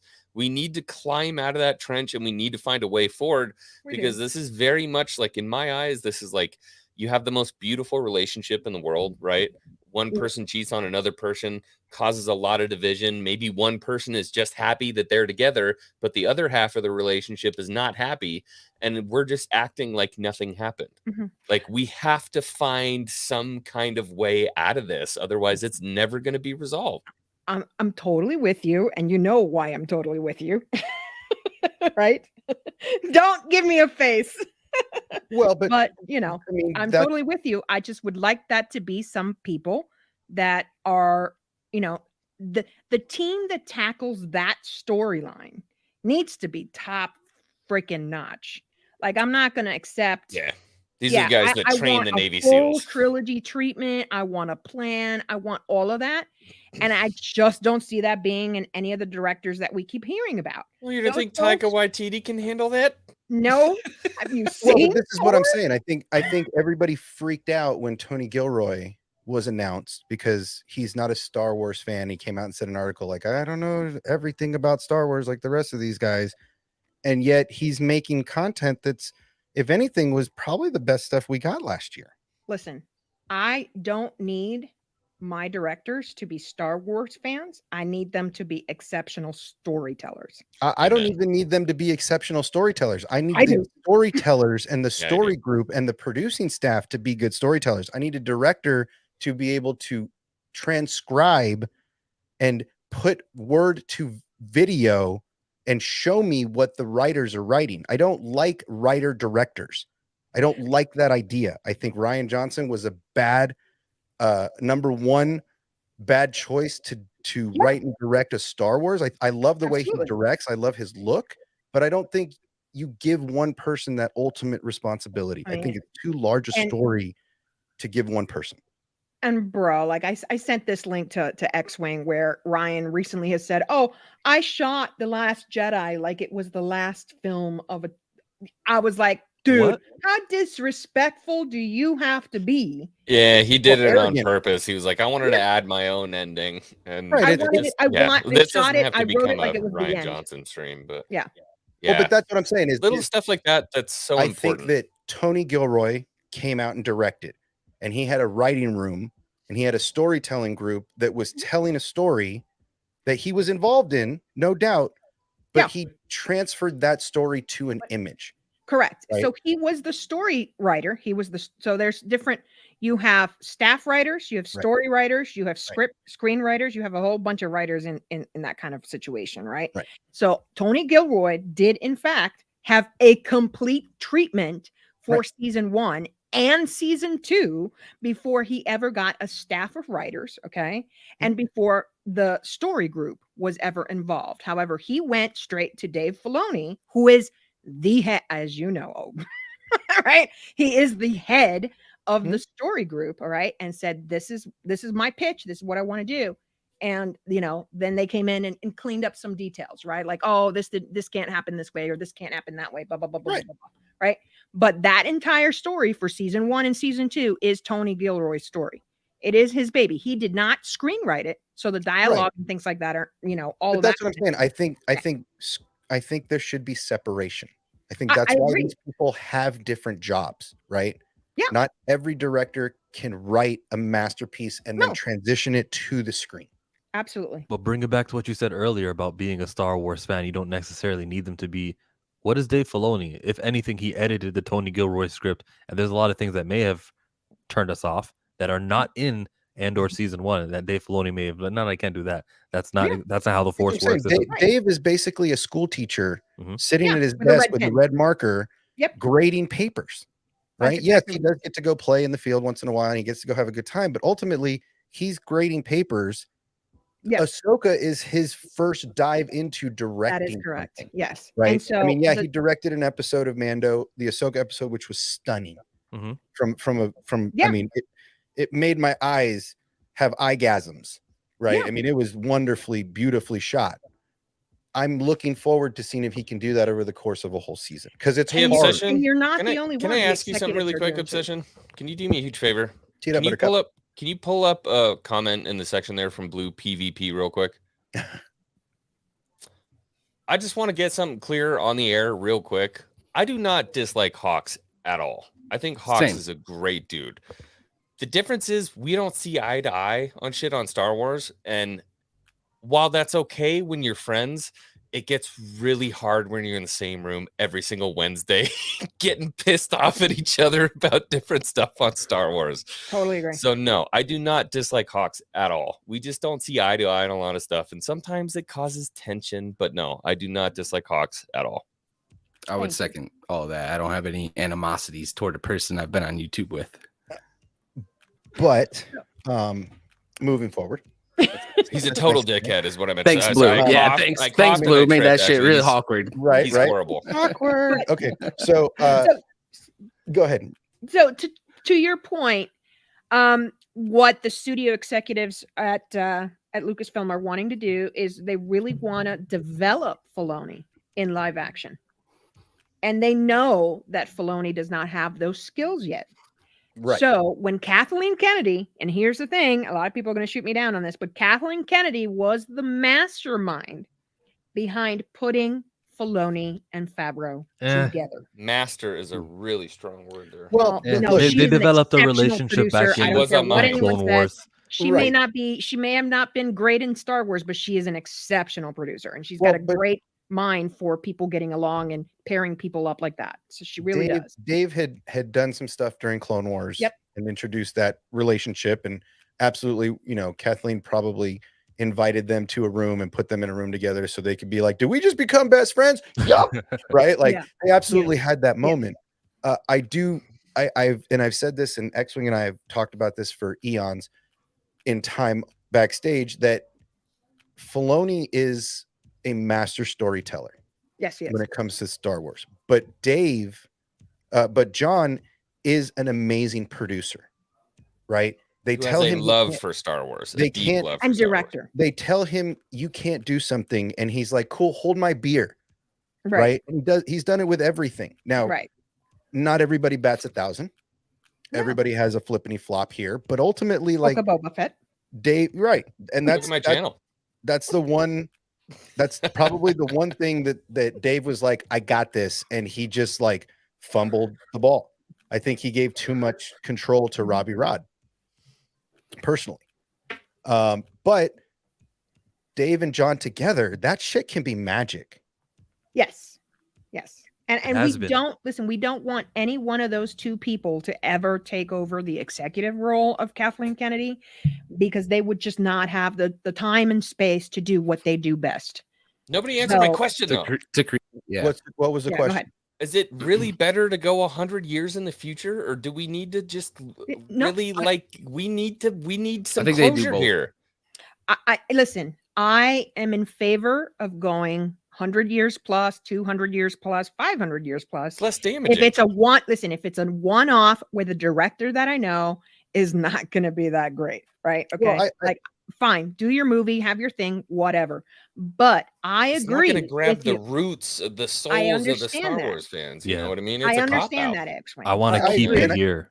Yeah, and so I feel like we need episode 10, 11, and 12. We need this saga to continue. And the number one biggest mistake Disney ever did was tout this 9 as the end. That's not the vision that George Lucas had. Yeah, wait, who is it? Everybody blames KK, but it was actually not KK, right? No, it was Bob Iger.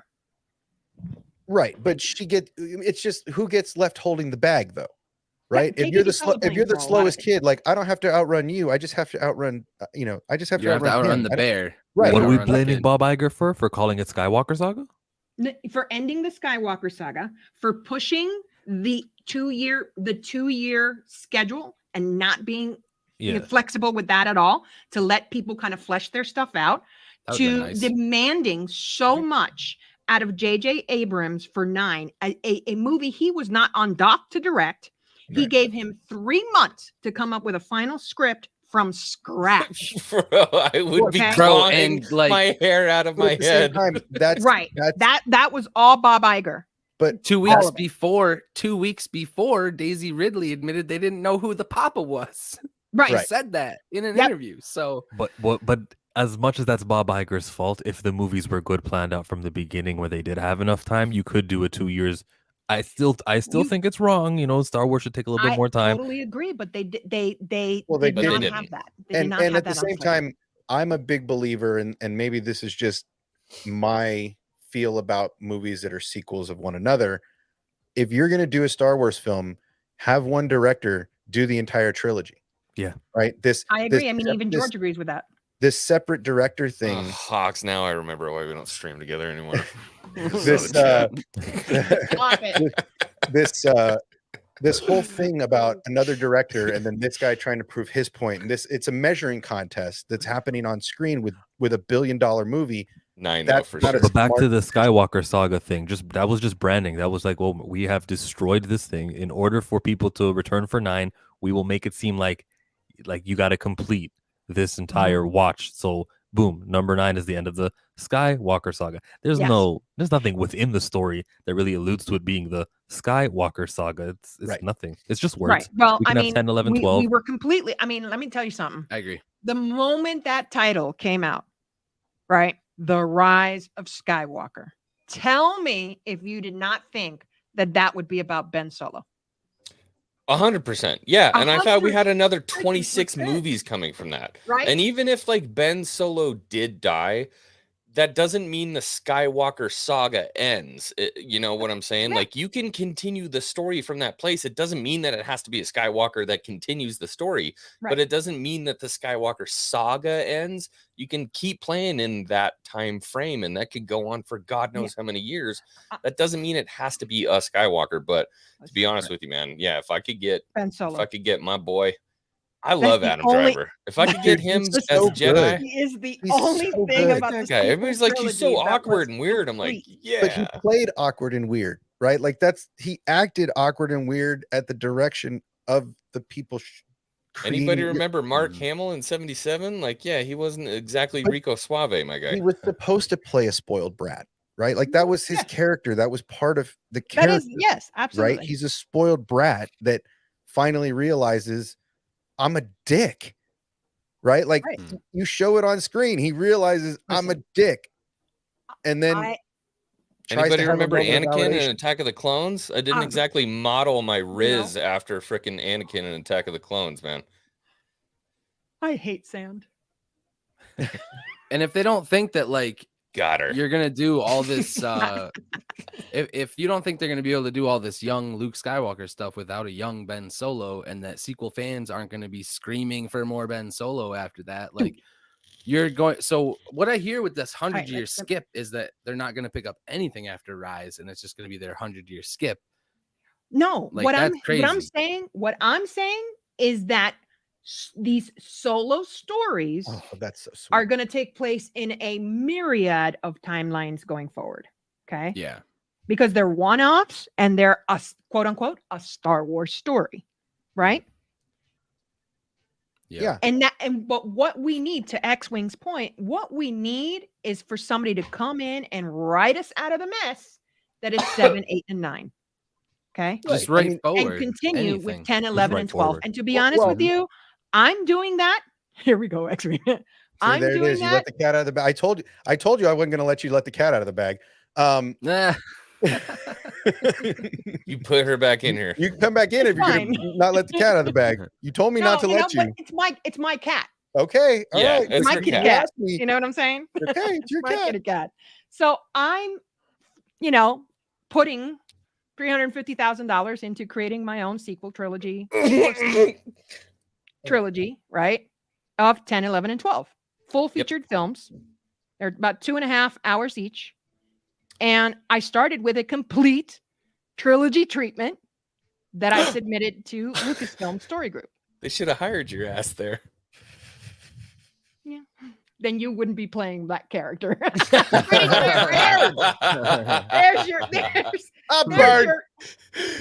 you, Maria. Got your ass. You're totally right, though. Right?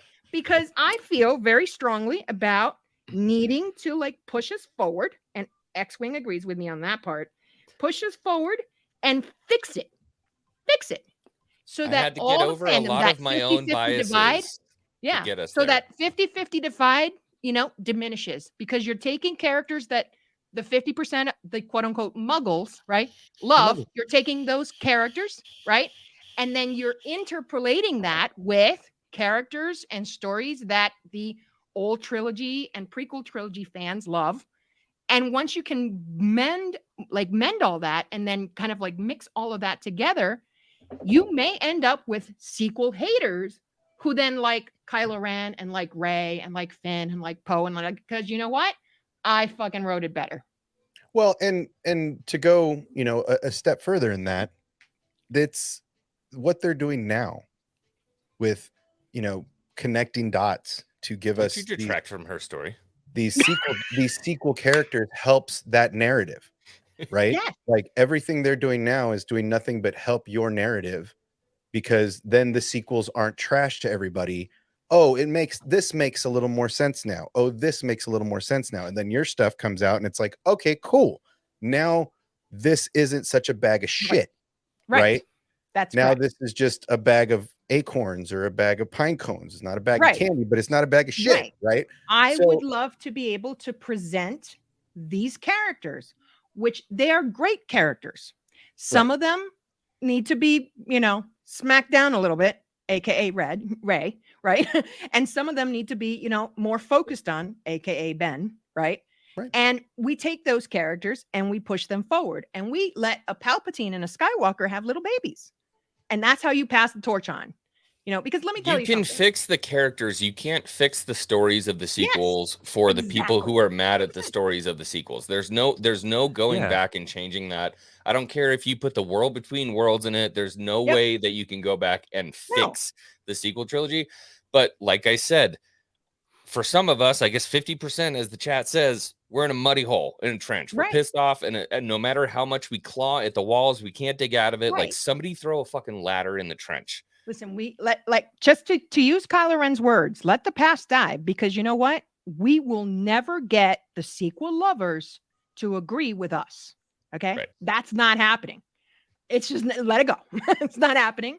But what we can do is get both of these groups to then like something together that's new and continues the fundamental story of Star Wars, which is the Skywalker saga. Sorry, I don't care.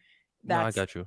That's the fundamental story. Okay. Like the story of that family and the characters within there. That's what you mean, right? Yes. Yeah, I got you. And then have us all unite together under this thing.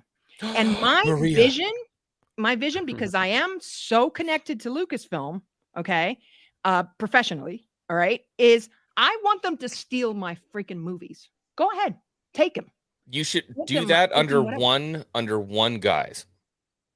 When you get the opening crawl for your movie, you play one song, and you do it for me.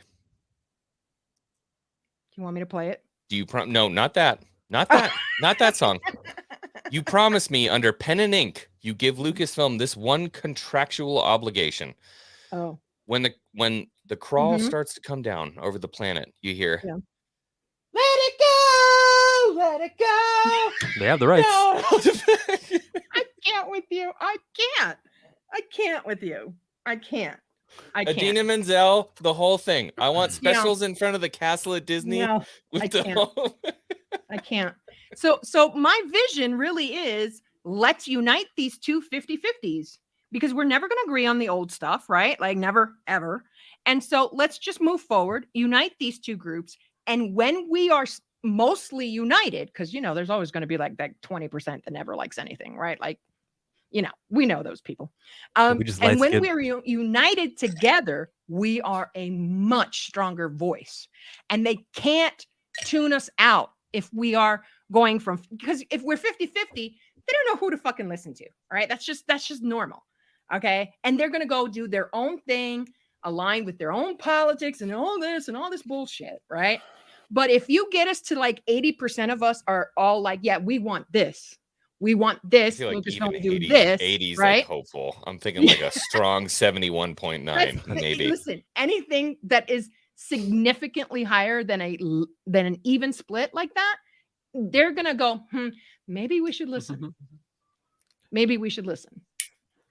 Yeah, and that's my thought process. To be naive enough to think that somebody at Lucasfilm is not watching and have their finger on the pulse of what's going on in social media, that is a 100% delusion. Absolutely. Right? These people are having conversations. You know how I know that? I know how you know that, but Yes. I'm instructing the people that don't know that. Yes. There's somebody with their finger on the pulse of what we're doing. They may not watch your stream or my stream or everybody's stream, but as a mass, they're watching. They're paying attention. Right? They look at the thumbnails, even if they're just scrolling. Let's see how much hate is out there, you know? And I can tell you that in the middle of story group meetings, we've watched some Star Wars theory videos. We've watched Eckhart's Ladders videos. Bunch of X-Wing videos. Lots of X-Wing videos. And unfortunately, for those of you, some of you may not like that, but Star Wars Explained, right? So those videos get played. So those YouTube channels are watched. There's even some very obscure ones that I never knew about that they go into and watch. How do you think we met? So yeah, well, it is all watched. But so that for sure, the people that you see at Celebration, right, on panels, those are the people that they're watching. If they're letting them, Hector letting them Navarro. They're invited for a reason, right? Exactly. So they're and a lot of the names that you're mentioning are these people who the YouTube community widely consider lore masters. So the writers in the writers' room are learning from these people because they are the ones putting together the arguably internet's best way to present a real quick recap of the shit they're going to write about. So they're not looking for like the hate clicks and all that stuff. They're learning. They're learning from the fans. They're learning from what we want, our passions. They're seeing the views. They're seeing the growth that channels get. So yeah, they definitely are. And I'm telling you, a real favorite, Hawks, exactly what you're saying. A real favorite for this group to watch is the what if stuff. Right. So I have a question too, because Kevin Scott has actually replied to me on Twitter. I have theories that I want to talk about Momin specifically. And he has told me directly, don't tag me, because they see things like they're not allowed to write it in because it could legally cause issues with another person saying they stole that idea. So from your side or perspective, how does that really play out as far as what story groups can use and not use? So I think you have to understand that anything you create, so the Vader fan film from Theory, okay? And we can talk about that. I'll use that. Yeah, whatever you create within this IP is legally owned by Lucasfilm. They can come in and take it, pay you absolutely nothing. Okay. Even old stuff, Old Republic stuff, everything that's non-canonized, everything. It's a complete authoritative thing around the intellectual property, right? But they don't do that. They are one of the few of the big studios that are actually, I have an 82-page document of what I can and cannot do with this IP. Okay, so you think he's saying that as like a, just like a I want to make sure I don't he see wants- anything because he wants the ability to be able to use everything. We don't know. It's not about that. It's about the perception of fans. Right. Do like you if get they've what I'm seen saying it, with that? if you've seen it in one place, you wouldn't want to see it in Well, Lucasfilm. all that is also just that this is the number one fandom in the universe. Okay, like we have by far and wide more fans than Marvel, hands down. Okay, and if you tag him and he uses that idea, and hey, Matt Cave, and we both had the power. You were taking yourself in, I was taking you out. and and he uses your idea, then there's an expectation that's set for the other 10 billion fans. Truth. Okay. Yeah, so yeah, fan it was a really interesting is a interaction. big deal. And I mean, I got to tell you, like some of the times that some of the people in this company have said something to fans, okay, and they have gotten in serious trouble, if not lost their jobs for it. Right? And I knew about your project, but I did not know the muscle that you were putting behind that. So she's got a lot of muscle. Don't. There is a lot of don't muscle. Let that pretty face deceive you, dude. She's got a lot of muscle. The ambition alone, I'm like, okay. I'm not trying to put out no 15-minute, I'm paying a lot of $5 million film that for 15 minutes, please. Play it, Maria. Play it. Play it. Don't tell them anything and just play it. Play the tune, Johnny. Play what? Play what? There's a tune. I don't know. There might be a teaser trailer. So yeah, it's definitely Theory's fan film. Hit me up on Discord, Hawks. Theory's fan film didn't get denied because somebody disliked him.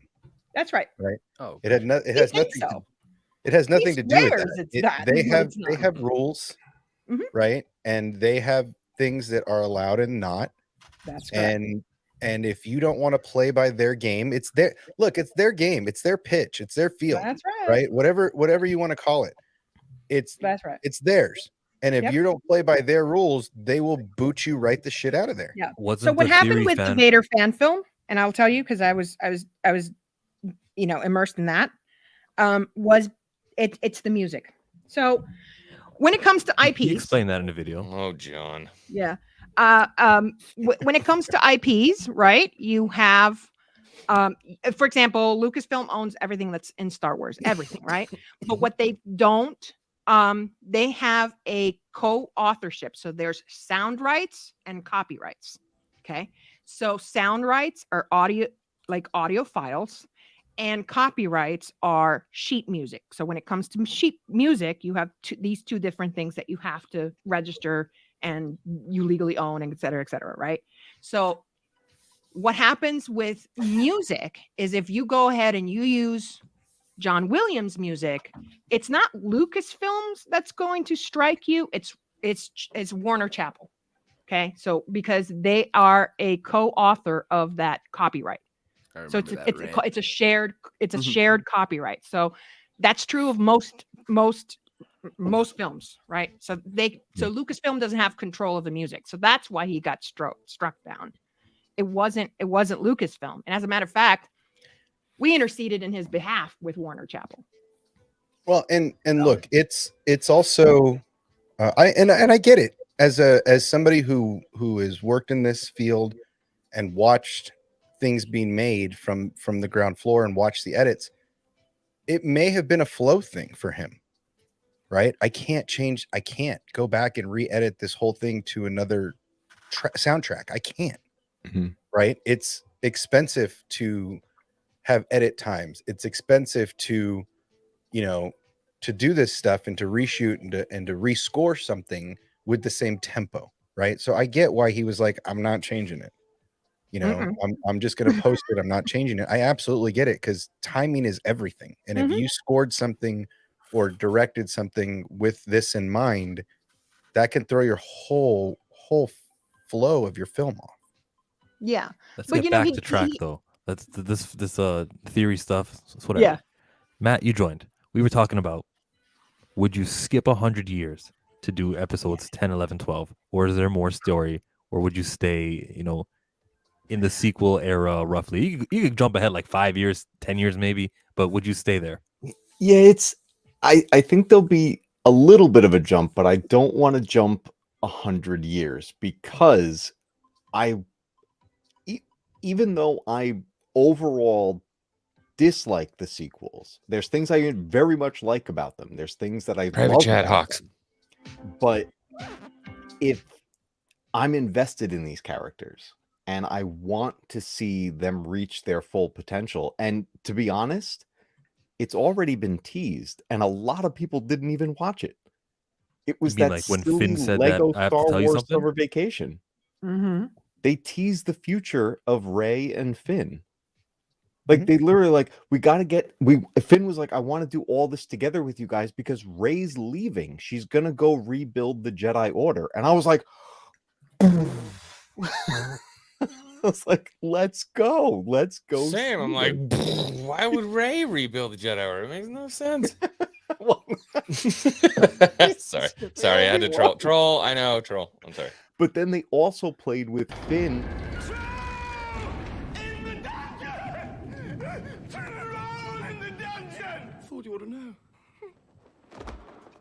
Shame on you.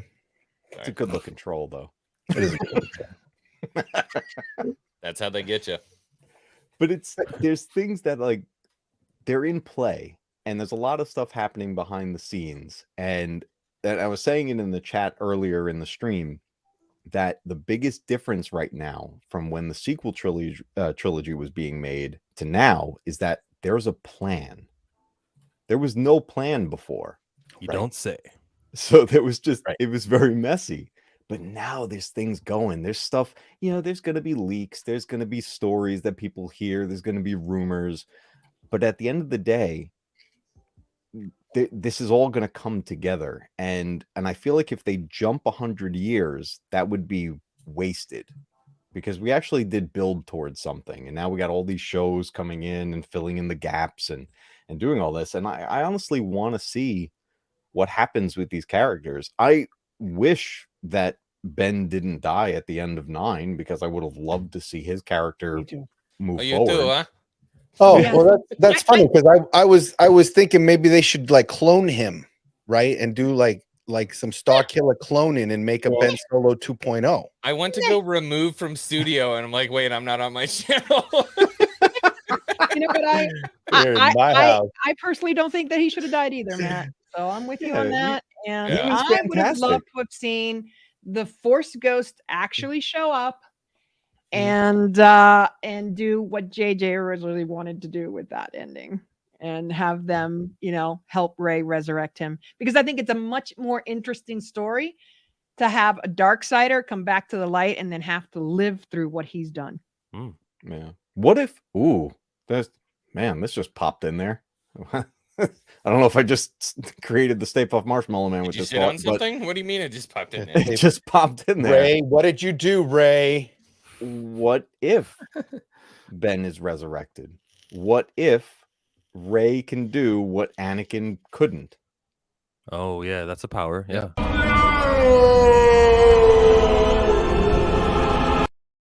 You could do it with a dyad. That was the secret ingredient. What if we just listened to George Lucas and Palpatine died when he died? And Mm-hmm.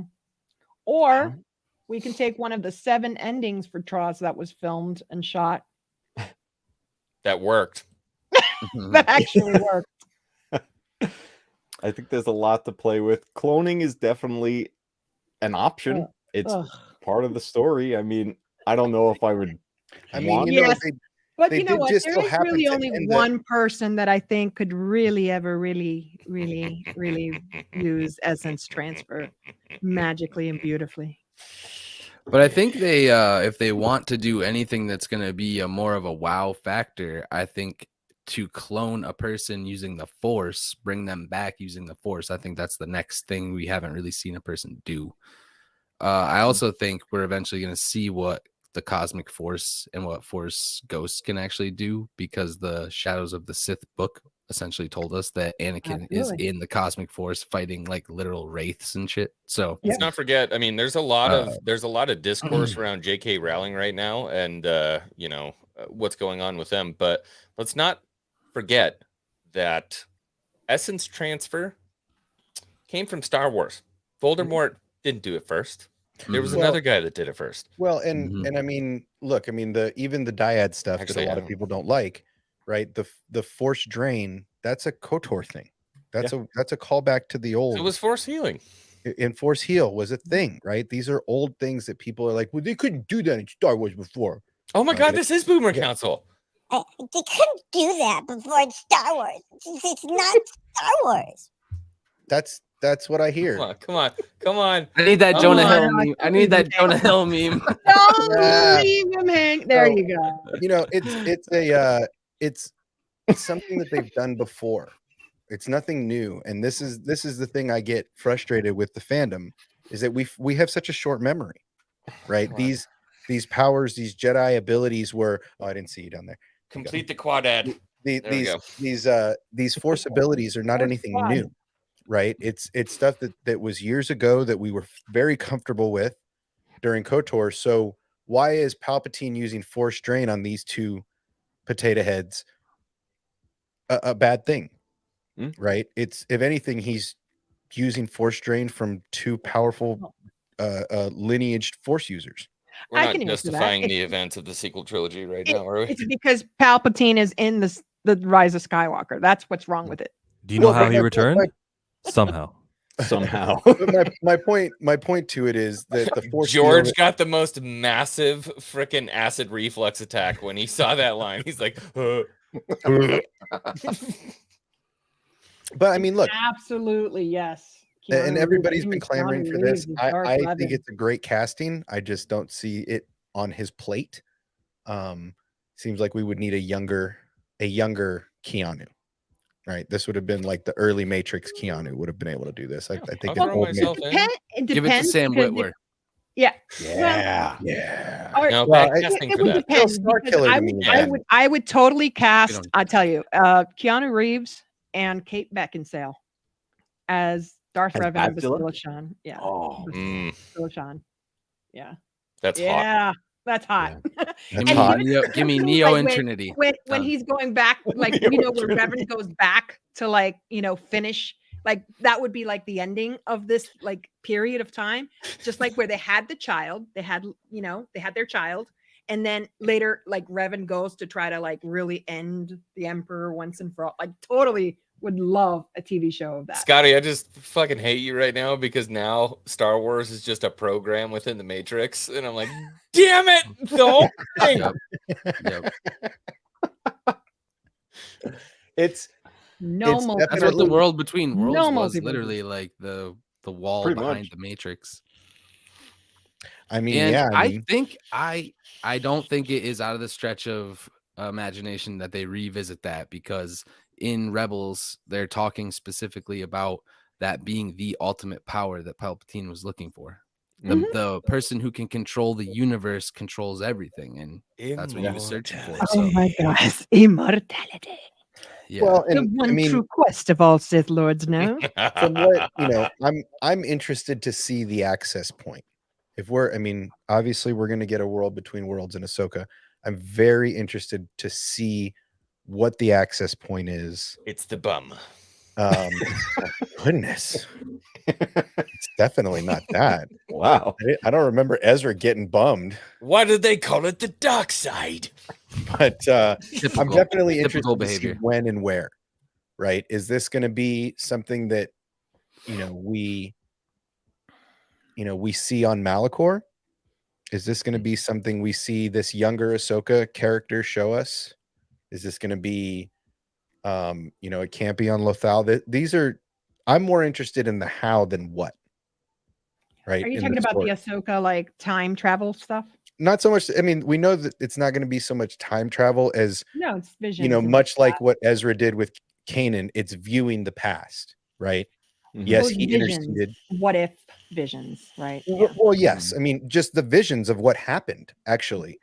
I think Ahsoka is going to that show is going to transition the world between worlds a little bit from what it originally started as.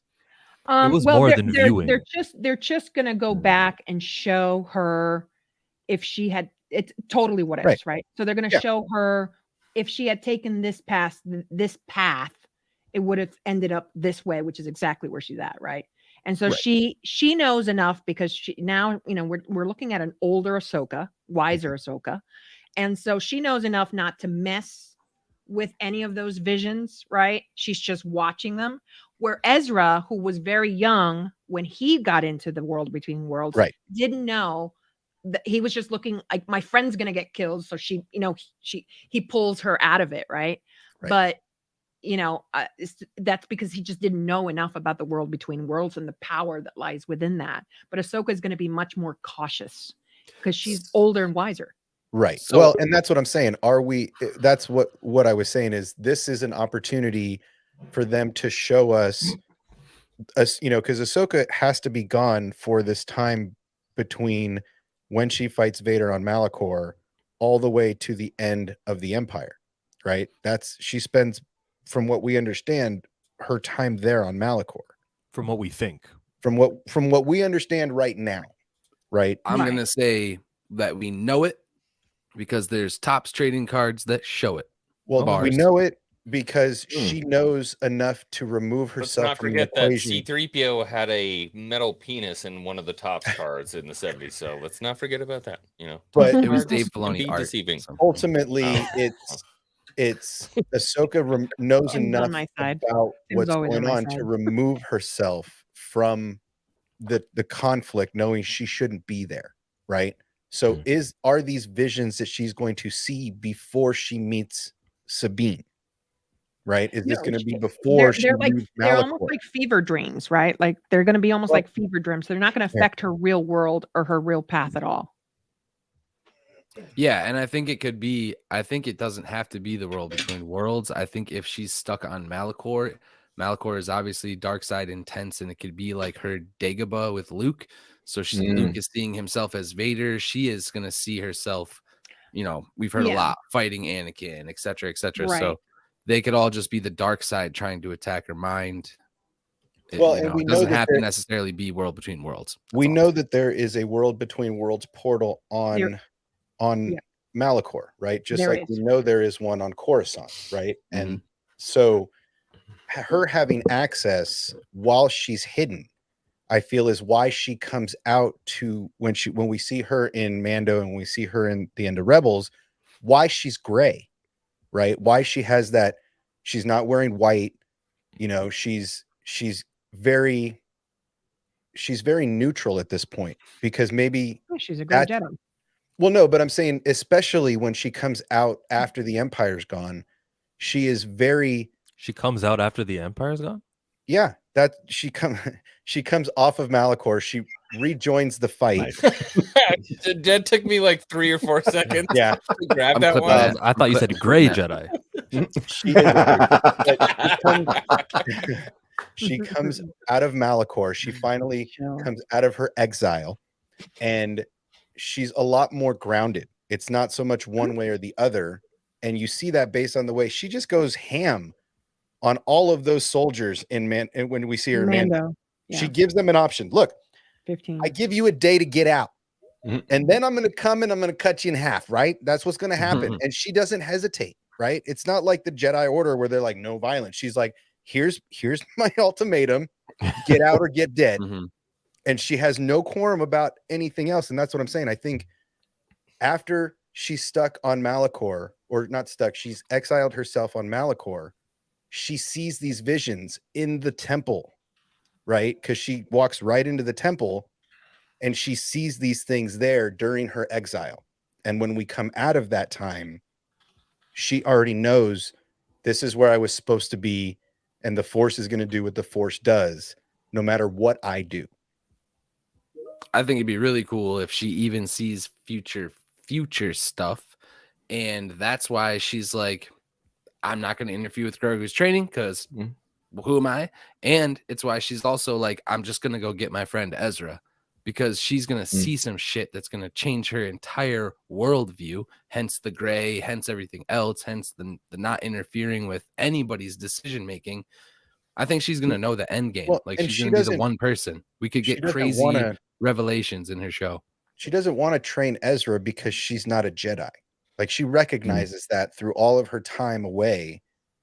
But and I'm all talking of- like her older self. Like she doesn't want to mess with Grogu's training. Like she's learning all of this post Rebels, right? I think she just feels like you have to be a master to teach, right? She's no Jedi, let alone a master, right? Luke is the master at this point and she knows the folly of not training a Jedi properly firsthand because it's Anakin. Is it possible that Moira, that bird, the green thing, what's it called? Morai? Moira? Maybe that is a master who's been teaching Ahsoka this whole time, and in the ways of neutrality force, not like good or bad. Well, I mean, it's the daughter. It's basically an incarnation of her, right? So where Ahsoka is, Morai is, because that's the last representation of the daughter. Just watching over her. She wouldn't teach her to be more gray. If anything, she would more possess her to be more light because she is the embodiment of the light. It just seems like her journey in the world between worlds, or in the mirror that is the world between worlds, that's where she gets her neutrality. Because when she goes in, she's very much in the fight, right? She's Fulcrum. She's there to protect Ezra. She's there to take down the Empire. But when she comes out, she's got the war's over. There are no more, right? So her mission is to find Ezra. That's the whole purpose of her being right now, is to find Ezra. And I think that's why we're going to see more of, the younger Ahsoka, the flashback stuff. I think it's going to be that looking into the world between worlds, that younger Ahsoka not leaving the Jedi Order, right? And then being the one that has to go to Mustafar, right? That we know that by the leaks. It's just about how they portray that world between worlds, because it's not going to be the Marvel MCU where they're like, oh, here's another timeline, here's a what if. That's what I'm afraid of. They're not doing that. If they show the world between worlds like that, and she's seeing these different timelines in these different portals, that is going to look weird for people.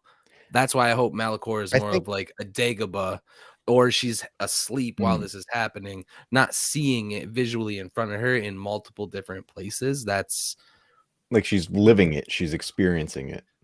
Or the dark side's showing it to her, like Anakin's mind was being. I mean, she's in one of the darkest places in the entire galaxy, right? True. Like Malachor is the Sith headquarters back in the day, right? That's where they did all the best stuff. Well, there's Korriban too.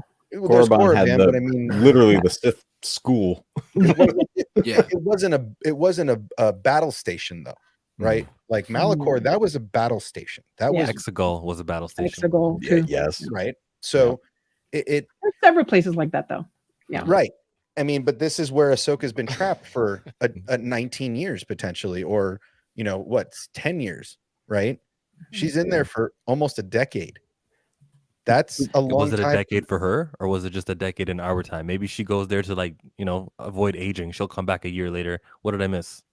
Well, I mean, she's in there basically. I gather she's stuck on Malachor basically from the time Ezra's transition into more adulthood than boyhood, right? Because right after that, he grows up, gets a haircut, new lightsaber, new year, new me, and then you see him start to use the dark side a little more. She's in the world between worlds for at least 5 years.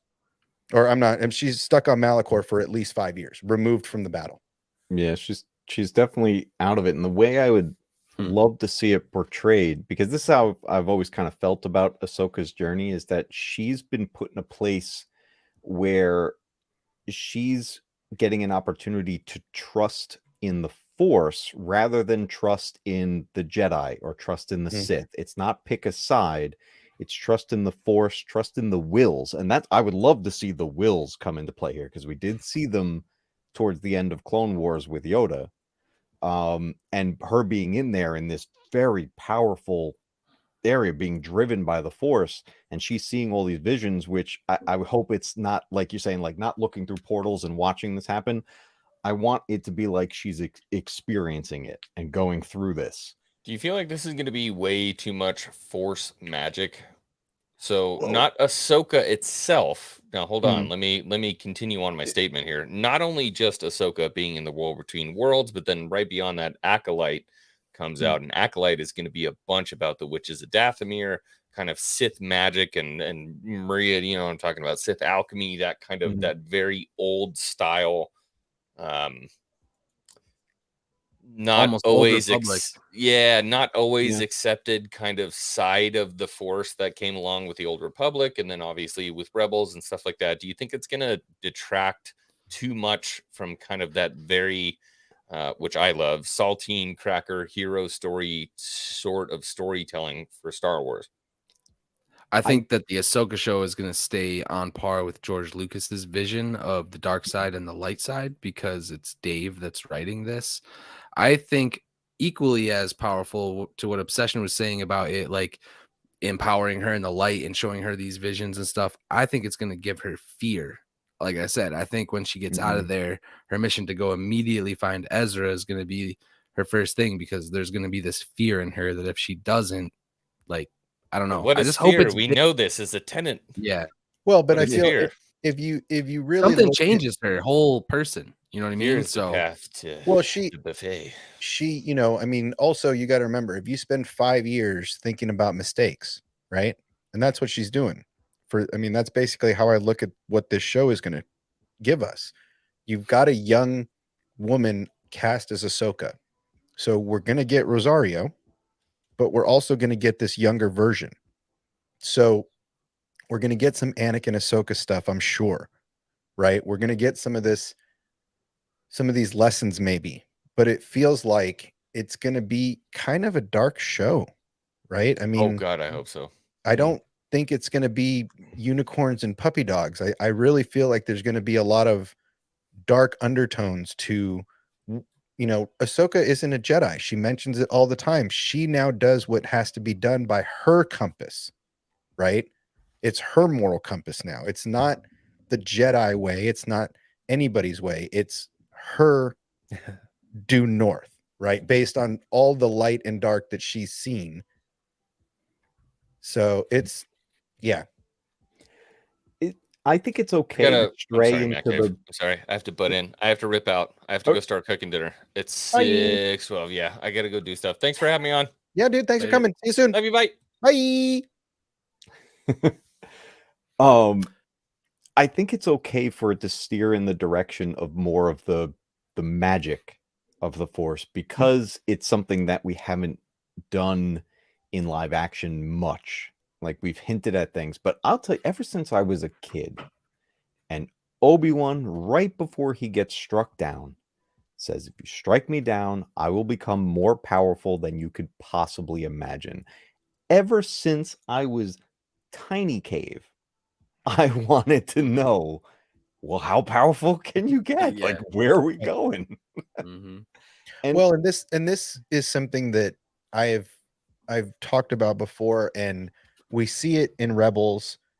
You know, the Force, the wills, whatever you want to call it, they have this innate power to reward, right? So we see Kanan protect the future and sacrifice himself, which seems to be the Jedi, you know, the best way you can go out, right? And as his reward, he gets his sight back to see his family one last time before he bites the dust, right? That did happen, yeah. Yeah, so right at that last moment. At that last moment, his eyes come back, his sight comes back. He gets this one last vision of the two people he loves the most, right? His apprentice and his basically his wife, in the heart, right? Motherfucker. Right? That's the Force rewards. When you first time you said the will's reward, now you said the Force reward. Well, the Force, the wills are the Force. It is the will of the Force, right? And technically the wills of the Force. So I still don't get it, but okay. I gotta have, you know what, it's actually, it's nowhere near me. I have a copy of the original book of Star Wars, the original Star Wars, and the opening, the prologue, is the Wills. Right. And it's a really cool opening. Before you get to the whole, now the Star Destroyer is chasing the ship over Tatooine, like, it's this prologue involving the Wills, and it talks about it. And it's really interesting that it dated back that far. And then I remember, because what a lot of people may not realize is that the episodes of the Clone Wars where the Wills were there with Yoda were unreleased. The show was canceled. It was off of Cartoon Network. This was in the transition. Correct me if I'm wrong. Same episodes with the Bane essence. Yes. That's the Yoda arc. The Yoda arc. But I heard Filoni say that they couldn't do that with Bane because it would ruin stuff, and so they while it was all cooked, they just couldn't release it. Yeah. But I could believe the Will stuff is somewhat canon, or that'll be repurposed later. Yeah, because they have the journals too that Luke had in the tree and all that, and Rey had those in her possession, so we know that they are written.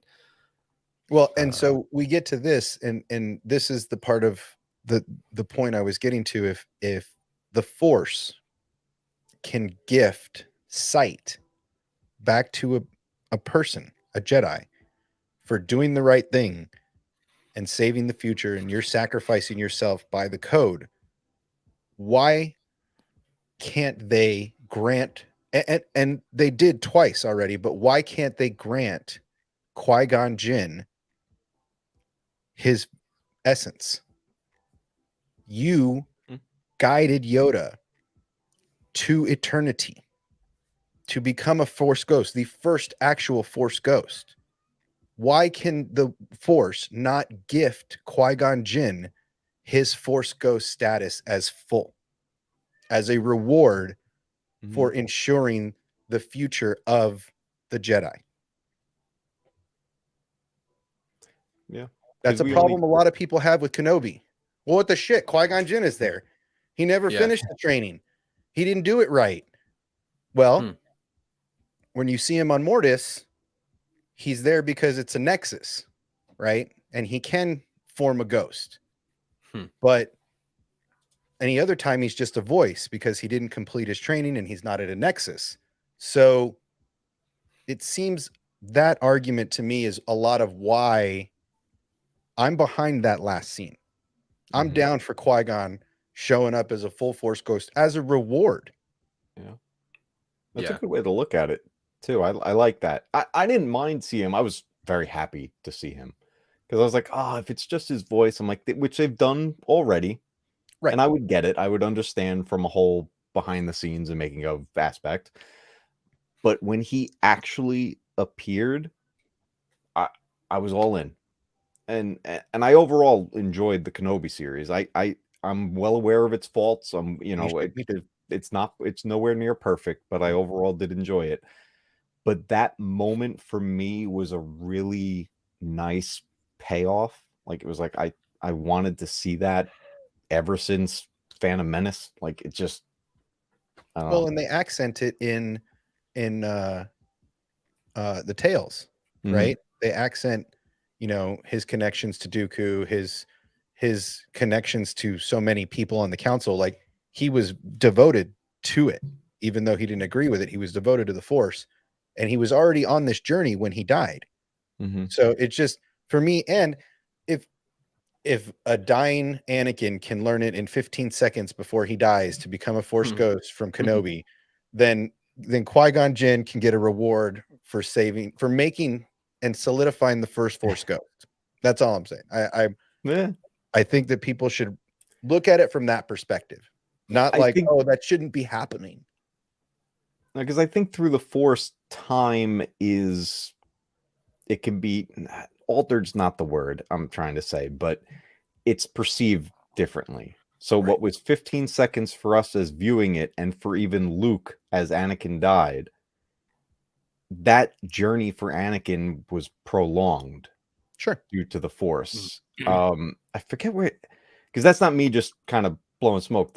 I forget where we also have literally no idea what happens when someone passes away. Is there trials Are there things you need to do to be allowed to stay? Like when we talk about our own religions, there are pearly gates. Like, is there some rite of passage into the cosmic force?